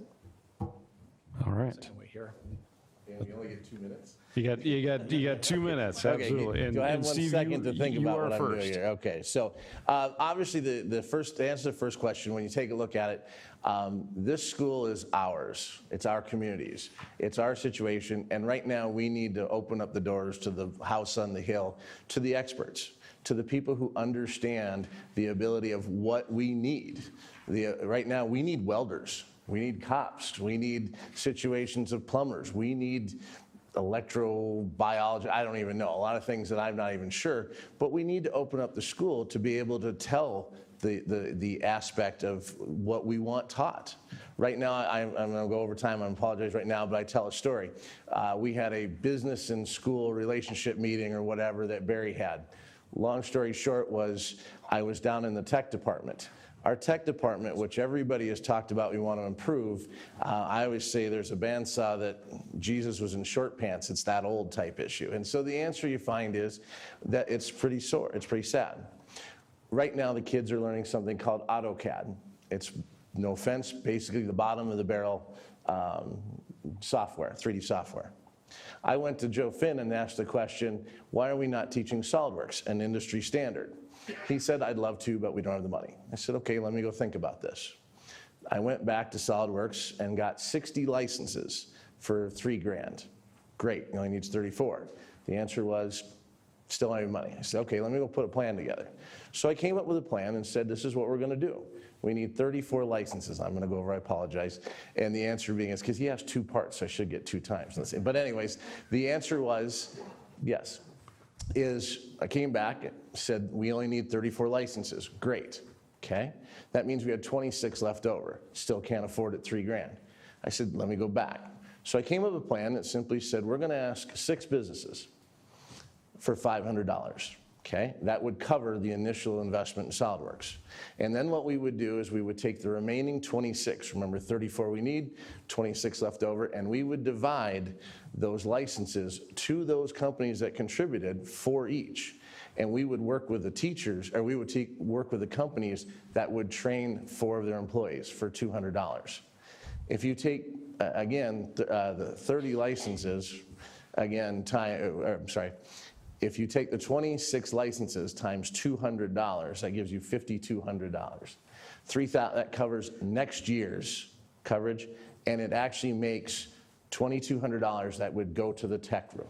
So to answer your question is, we're gonna find programs like that that are in the community that people want, that people need, that are gonna be industry standards, so that way when our kids graduate, they know the skills they need. And I'm way over, and I'm sorry. If I could just clarify, and by the way, you did answer my question. I just want to make sure I'm really clear.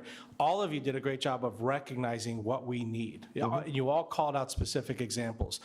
And it sounds like you're saying, Bob, then what I will do is I will keep making those cases. I'll keep pressing that button. And I hope each of you, I get that you know what we need. What will you do?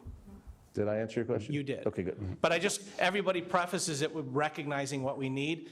We all agree. What will you do? And in his defense, he went to oral. So time and money and adding and subtracting is hard for him.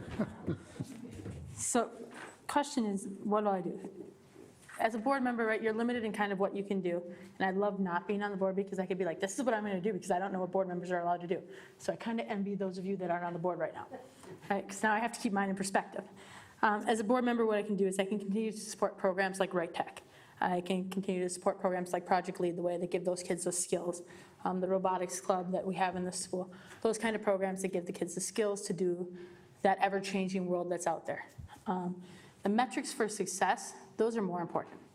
Those are the things that we look at are how many of our kids are graduating, how many of our kids are able to read at grade level coming out of 3rd grade, out of 5th grade, out of 7th grade, out of 9th grade. That metric is important.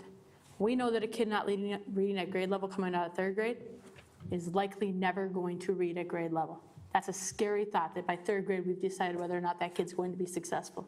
If we don't catch them by 5th grade, there's a 97% chance that kid is never going to read at grade level. 9th grade, they're likely to go to jail.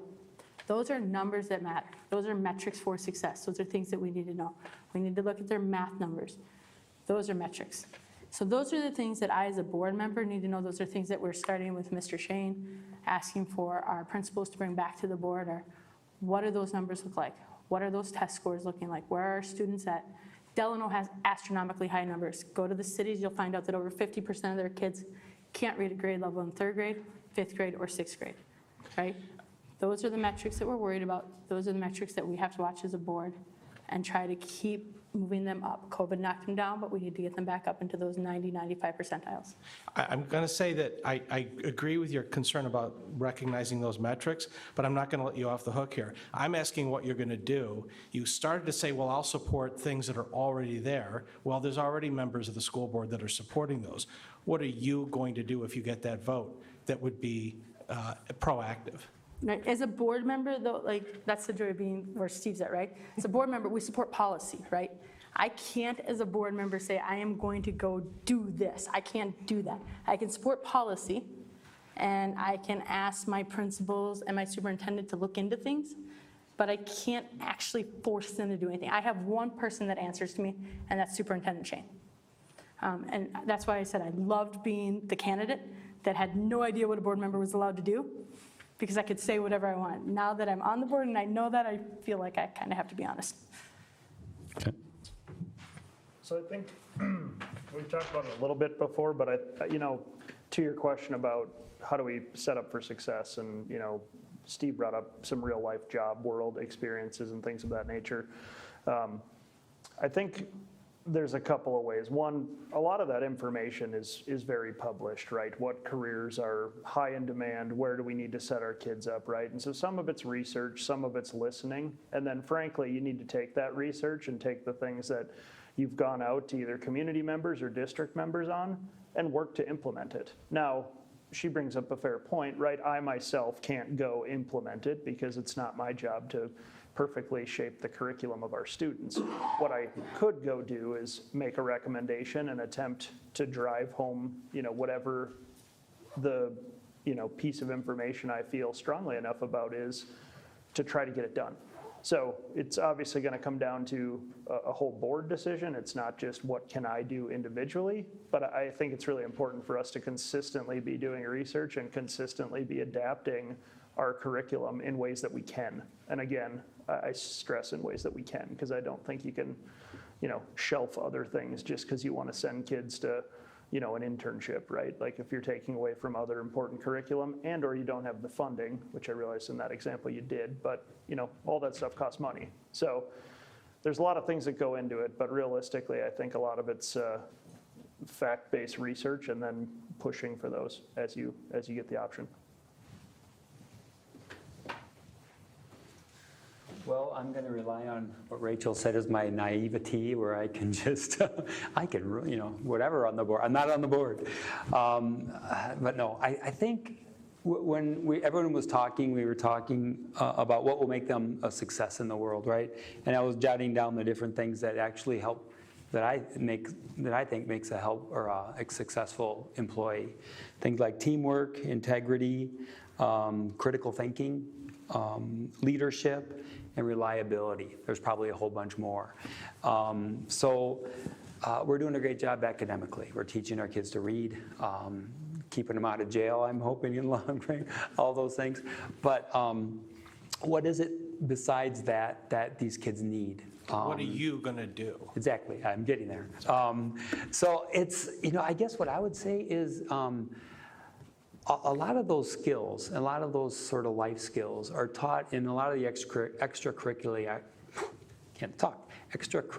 activities that we support through the schools.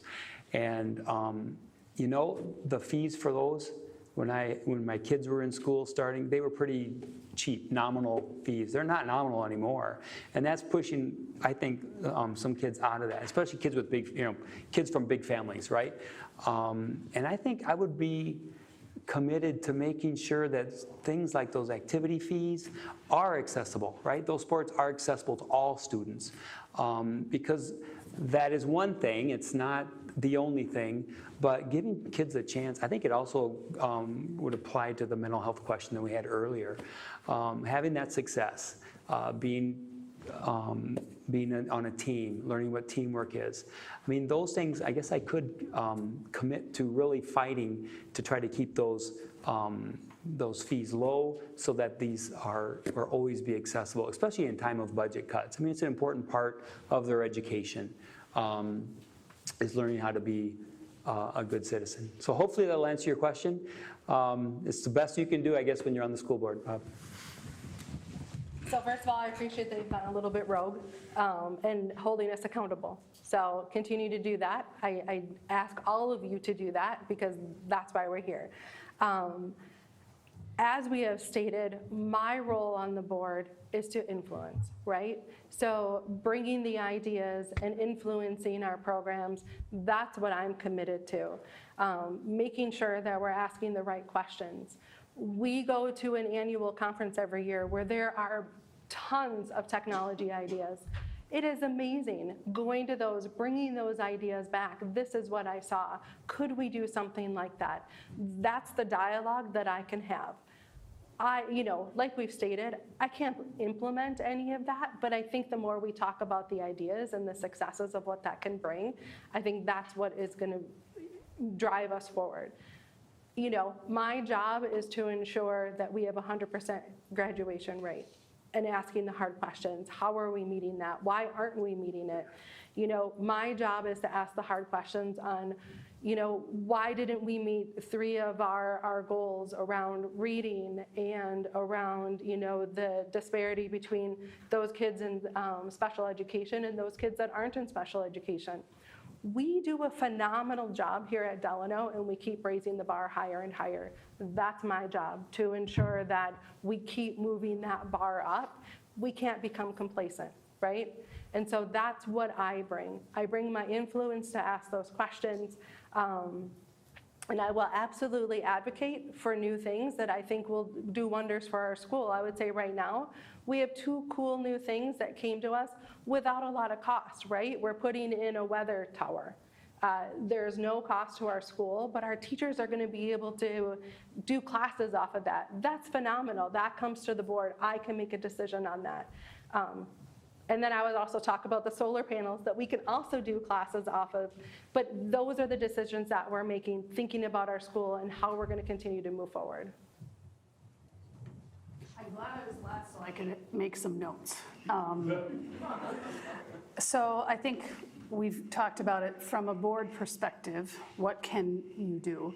And I'd say as a board, the board is charged with setting the strategic vision for a district. So I would, if we're thinking about those metrics for success in post-secondary career and college readiness for students, one thing that a board can do is make a piece of that a strategic priority. And then we are held accountable to meeting those objectives and action steps that we have set forth. Then you can start thinking about, okay, what does post-secondary planning look like for students and who helps them do that? I'll speak as a school counselor for a minute because that is part of our role. So if your district has a strategic priority around post-secondary planning for students, building those skills, identifying those metrics for success, then you can start to say, do we have the people in place to help guide students? Do we have opportunities for exploration of students, for students? Can we bridge that from K through 12? Because those job readiness, career readiness, work readiness, and higher education readiness start in kindergarten, right? We're constantly building those skills. So with a strategic priority, then we can think about who's around our kids to help them explore. How can we empower teachers to think innovatively, leverage their community partnerships, leverage their own interests and their own expertise, and open electives in classes. Again, that's related to funding, but how can we empower teachers to think creatively to meet that objective? I'd like to leave each of you guys then with a thought as you're heading toward this. I understand the difficulty in being more activist in a role that you described, but I would still consider that the community that you live in wants better action than we've seen. And there's always something you can do, something that you as an individual can do to make an impact. And I would ask you to consider, upon receiving that vote from each of these voters and getting onto that board, then what is it you can actually do? Not just what can you support or recognize, but what can you do that's maybe not being done right now? So I'll just leave that as a thought. It's not necessary to re-answer it, but I'll leave it at that. Thanks, guys. I appreciate it. Thank you. So I said it was going to be the last question, but I may have lied a little bit. And there's a reason for that, and I appreciate the time, and I appreciate everybody's patience. But we have a student in the audience, and I think it would be a great perspective to hear a question from one of your students. So Willie, where are you at? He's a little old for a question.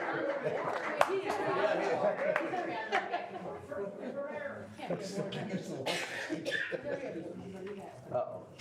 Okay, so hold on. This is Mom. Get it? Nope, gotta get it. Introduce yourself. This is Moron, but I'm Willie. Introduce yourself. I'm a junior at Delano High Who School. are you? Willie. Okay, good. And I'm a junior at Delano High School, and this is more of a question. Well, I kind of thought it too, and it was answered upon. I know you kind of touched on it a little bit, like you didn't know you touched on it obviously, but like for example, like something like DECA, like what's one thing that the board members can improve and refresh the well-being of our schools for the next 4 years?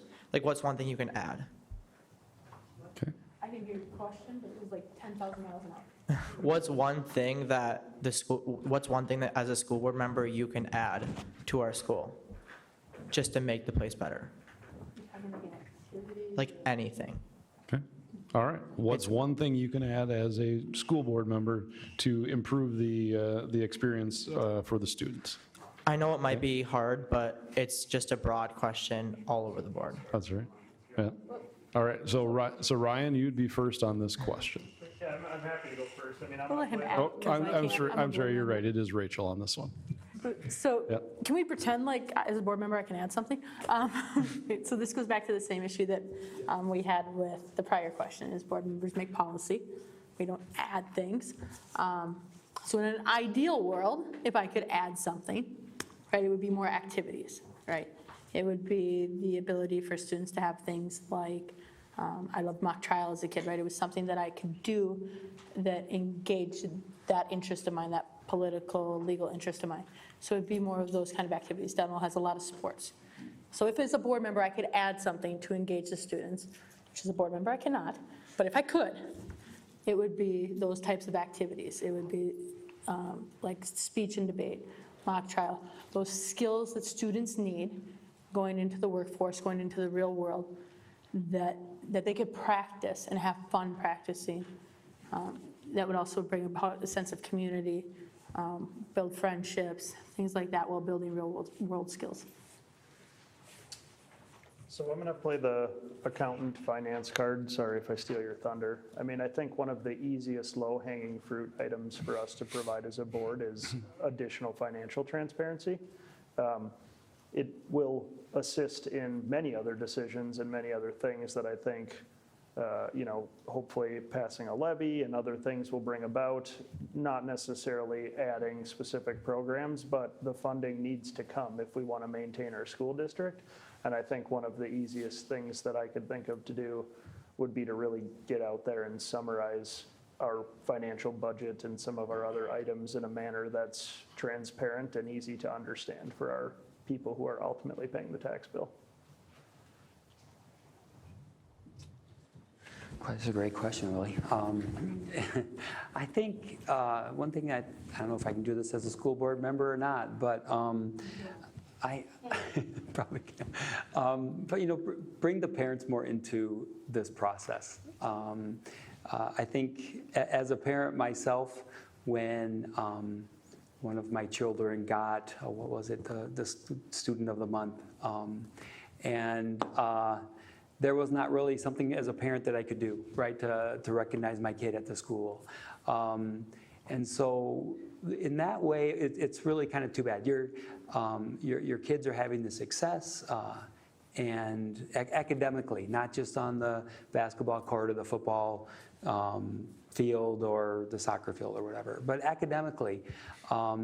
It would be great to be a little bit more pulled in when I see the academic success of my kids, and I think most parents would feel the same. How to do that? I think it's up to the school and the teachers to try to identify opportunities to pull the parent in and recognize their kid. Because, I mean, that's what makes every parent just beam when they see the successes of their kids at the school, academically. And that would include music. That include, we have our concerts and all that. But how do I really get to see my kid learning? It brings more transparency, like Ryan said, but also it brings a real partnership with the parent. So maybe bringing that partnership more to the forefront with the students and the teachers. So for me, all great ideas. And I think that, as a board, these are all phenomenal things. One thing that I feel has resonated this year with me that I would like to understand more about is, why are people leaving? Whether it be staff or students, why are they leaving, right? And I think that we need to do a better job of exit interviews. What made them choose that they're going to leave our district? Because, not more so than other years, but we're losing great people. So why are we losing those great people? That's what I want to understand as a board member, because I think that's how we get better. We need to understand where our failures have been so that we can act on those and turn them into strengths and positives. So that's what I would ask for, to really understand and kind of dive into, why are we losing people? Where are they going? Be it teachers, students, whomever, and be able to act upon that. I'm glad we wrote the rules so we could answer your question. I think we've heard a lot about like community partnerships and parental involvement, and the piece that we haven't really talked about is student voice and choice. And I know you're a student school board rep, so you understand, right, the importance of bringing student voice into decision-making and people's perspectives, right? So the board can get a 360 view. And the piece we haven't talked about much is that student perspective. So I would want to find ways, either through you and your peer, or other ways for the board to really be connected to what students think, what they're experiencing, what they're thinking, what's important to them, because what might be important to me or any of us adults on here may not be what's it all about for you. So that's what I would want to bring is a stronger connection to the student experience throughout all of our buildings, and to extend a little bit into what Richard said, and in connection with connecting with students' experiences, finding more ways to celebrate. Whatever that is, celebrate academics, celebrate the amazing things that are happening, and you know it, right? Because you're there every day. We don't always know that. That's a big part of transparency for me, is surfacing all the greatness that's happening so everyone can see it. And it's generally always centered around the wonderful things that students are doing and experiencing. Thanks for your question. I'm going to give the non-political answer. I'm going to go back and ask you guys what you want. And the answer being is, what do you want for a program? The second question is there enough people to get a consensus to do it? And the third is going to be, how are you guys going to help pay for it? And so, for example, as we talked about, I'm going to ask you, what do you want for a program? Not literally, but just the answer being is, because we're going to listen to the kids. What do they want? Do you want, again, we talked about DECA. They talked about the ability of the CEO program coming to the school. The answer being is, do we want a financial literacy class? Do we want, I don't know, underwater basket? I don't know. But the question you're talking about is, it's time to listen to the kids on what they want instead of a bunch of people telling them what they need. The answer being is, what is it that they want? Is there an art club? Is there a situation of, I know there's drama club, is there the ability of saying, is there the ability that, again, what a kid wants to do and start, is there, first of all, enough consensus to do it? And then second of all, is there a way to kind of help fund it? And that's kind of what I would do, is listen to you guys. Well, I just think that, so I proposed to, well, I haven't yet, but I'm getting it ready. I'm getting the whole thing ready. So we have a lot of areas in the school in regards to like just open wall space. And I actually talked to Superintendent Shane as well. And there's actually a place on the pack on like the right side that actually was like meant to like put papers and everything else that needs to be put up. And I thought that, because I created Letters of Love, which is just like you write letters to like kids in the Children's Hospital, and there's just a whole organization. It's like 65 plus high schools now. But I think if to get that kind of communication between students and parents and even school board members even, I think that like a school club board is like incredibly important for something to like, for students to like exercise like what they want, like their discretion and everything else. All right. And like even like, for example, like when you look at Watertown, like they have mock trial, like if I'm actually correct, like they even like took like 8th in the nation for mock trial. And and Rockford and Orono have DECA, where they have nationals in Atlanta and everything, and we just kind of look here. And this school is great, like test scores, like I love coming to school every day. Like I think that if I was in any other school, I wouldn't hate it, but I think it would be a lot different. And in my opinion, a worse way, because like this school is just like, I think it's just extraordinary in many ways, but I think that looking at schools like Watertown and Orono, who I think personally, like we do better academically, but that might be biased, obviously. But I think bringing those kinds of things like DECA, mock trial, those types of clubs to schools is incredible, especially like our school, because I feel like we're a really business-minded school as well. I think it's very important that we do bring those types of things. But obviously, like we need staff to run it and operate it and everything else, like the levy, especially like you can't run anything in 2022 without money. Like it's that simple. All right. Thanks, Willie. We appreciate your question. Good Thank job, you Willie. for coming tonight and asking the question. All right, so we have completed the question portion, so we're going to move into the closing remarks. Same kind of rules there. You have 2 minutes to give your closing remarks. I'm going to start with reading Corey's closing remarks, and then we'll start with Ryan and move on from there. So, the Delano School District is run as well or better than other school districts in this area. Furthermore, a well-run school district is the jewel of any community. Our goal is educational excellence. As a board member, it is my responsibility at a minimum to maintain that level of performance. Over the last 10 years, Delano schools have shown improved performance in almost every area related to academics. I'm proud of this community, the parents, the staff, the students because of this accomplishment. As a board member, I will continue to push school leadership for a higher level of educational performance in a safe and positive learning environment. I will continue to push our budget responsibility. I'll do everything I can to protect the vulnerable and give them every chance to succeed that other children have. As a board, we will act as one governing body, not as separate individuals. I will continue to push leadership to provide a neutral learning environment for all our children so they can focus on becoming great students, additive community members, and to be prepared for whatever they choose to accomplish after they graduate from Delano High School. I would appreciate your consideration to re-elect me to the Delano School Board for an additional term. I will have the very best interests of the community, the parents, and most of all, our students in mind. Thank you for your time and attention this evening. Go Tigers. Great. So first, again, thanks everybody for coming. Thanks to the Chamber for putting this on. My family and I moved back here for a reason. We love the community. We know the school district is top-notch. With 2 young kids about to be coming through it, I can't think of anything that crosses my mind on a more regular basis than how do we ensure that that school district stays at the top of the class, both academically as well as from a well-rounded student perspective. Certainly, you guys probably could tell from a lot of my comments, I come from a financial background, so I'm super hypersensitive about how do we make our money go as far as we can, how do we ensure we have appropriate funding so that we can have all of the things that we want and so that we can continue to attract top talent, retain our talent, offer a wide array of programs.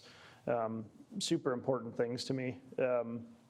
I think the financial transparency item that I mentioned with Bob during his question is one that I think we as a board, if elected, could solve pretty easily. I think we have enough indications from either independent reviews and or an audit that, pretty well state we're not careless with our money. Now we just have to be able to show people that. I think that's another kind of low-hanging fruit, easy area that we can very quickly earn some of that trust back with our community. And so I guess I just ask, that hopefully my logical, level-headed, matter-of-fact personality can be beneficial to the school board in the future, and I hope that people will consider electing me to join the board in November. So thank you for your time, and I look forward to meeting more of you. Yeah, some prepared remarks. Our school system seems to have lost the trust of some of our parents and citizens in our community that it has been called to serve. This loss of trust has resulted in the rejection of bonding referendums and some families removing their children from our schools. It is only through humility and truly listening to the families of this district that we can restore that trust. As I've gone door to door talking with neighbors and parents, I've noticed that although all are excited and pleased with the district overall, there are some real concerns in some of the topics that are being taught in our schools. We need to listen to these concerns and respond to them. Our schools need the funding required to keep them as some of the very best in the nation.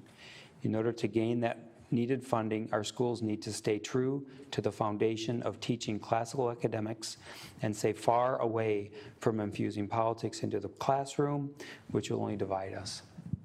In my role with the Health Partners Institute, I spend much of my time working to understand the challenges and needs of our educators and researchers. My role is to listen. Then it is to build trusting relationships with our staff by acting on what I've learned. I intend to use these same principles during my time on the school board. Our schools need to be an environment where all children feel welcomed, safe, and free to learn. To ensure all are welcome in Delano schools, we need to focus once again on our Tiger Way that stresses teamwork, inclusion, grit, excellence, and respect. Instead of focusing on what makes us different, I will work on focusing on what unites us and brings us together. Thank you. And thank you for your vote. So too, thank you all for staying and listening and asking questions. Again, the reason I'm here is I love our school. I love our community. I want to see us continue to excel and bring in new ideas and help our students to discover new opportunities. I would love to see us get back to a focus on education and representing all students. And I think it's absolutely critical that we bridge that gap that has been created between our school and our community. We absolutely can get there. It's gonna take some work, but we're headed in the right direction.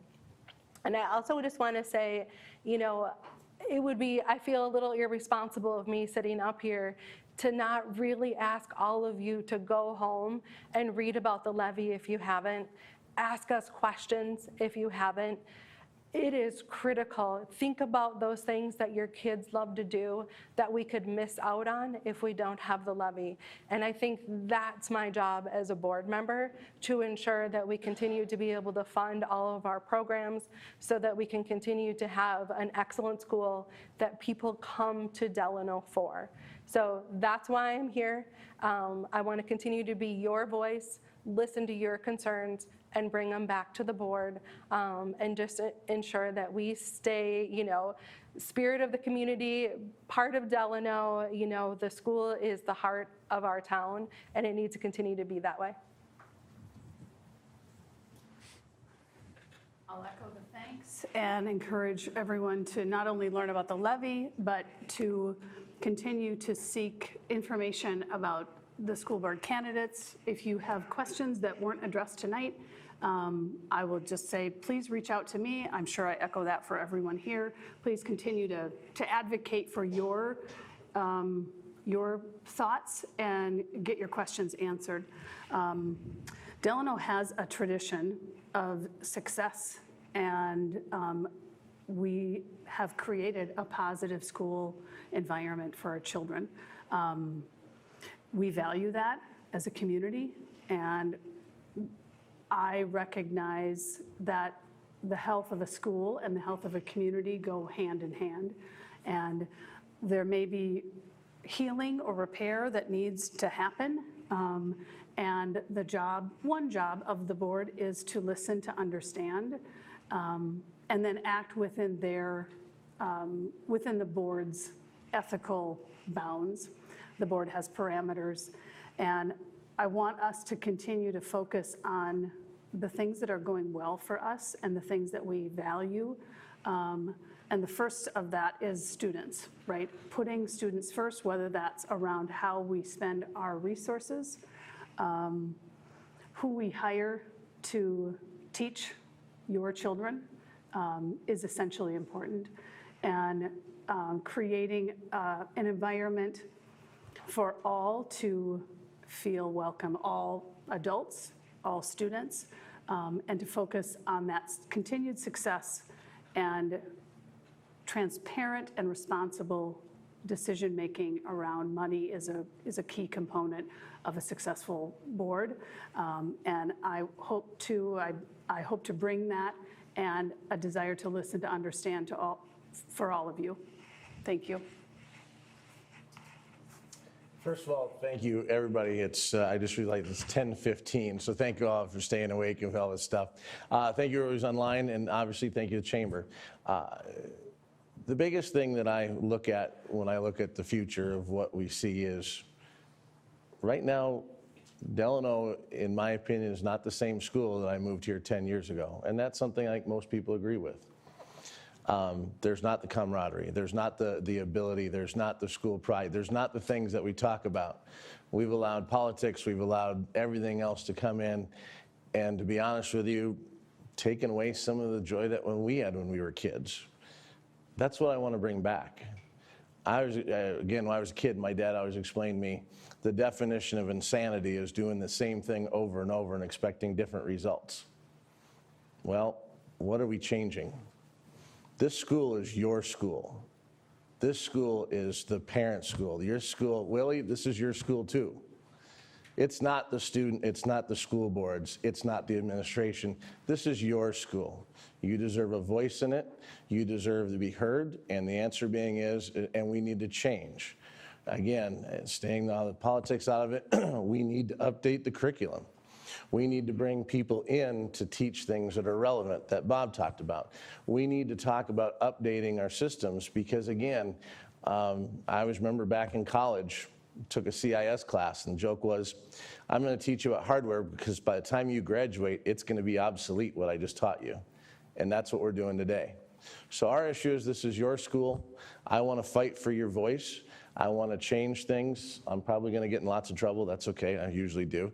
But the ability is that this is this is your school, this is my school, and we need to take it back. We need to bring back Delano where it was. That's why everybody moved here.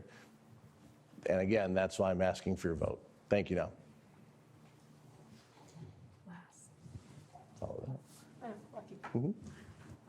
First of all, thank you to the Chamber for putting this on tonight. Oh, Jackson turned my mic on. Thank you, all of you guys, for being here. It would be a really boring panel if it was just me. And thank you guys in the audience, those who ask questions, and those who are online watching this or get lucky enough to watch it tomorrow. 6 years ago, I was lucky enough to earn your guys' vote. 2 years ago, I was the only candidate, so it was pretty easy to earn your vote. And when I ran 6 years ago, I ran on a promise to put the students first and to bridge that gap between the board and the community. I hope that I've done that. I hope that I've been there and heard what you guys have had to say. Sat through a lot of meetings with parents at Caribou, taken a lot of phone calls. Not always people that I would generally agree with, but I've had the opportunity to hear you, to bring your concerns to the school, and that's really what my job as a board member is. My job is not to agree with you or to decide if you are right or wrong. It's to take your concern, listen to you, and bring it to the right person in the school. And if it's not a board issue, my job is to help direct you to the right person. A lot of times community members come to a board member and it really isn't a board issue, but it's finding you that right person. Is it sending you back to the teacher and telling you, hey, maybe this is a conversation you're really supposed to be having? Is it sending you to a principal or to the superintendent? A lot of times that's what the job of a board member is. That's that bridging that gap. And so I'm asking for your vote in November when we come up. I'm asking you to vote yes, yes on the levy because it's going to be really hard to make things work without that levy. If I've been able to do what I promised to do 6 years ago and what I promised to do 2 years ago, and if you're happy with what I've done, I'm asking you to vote for me again. All right. Well, thank you to all of you, to all of the candidates. Thank you to everybody here who has stayed for a long, long evening. We appreciate that. Thank you to everybody watching and listening at home. We want to thank the City of Delano for allowing us to be here. Thank you to the staff and to Jackson and everybody that has helped us put this event on.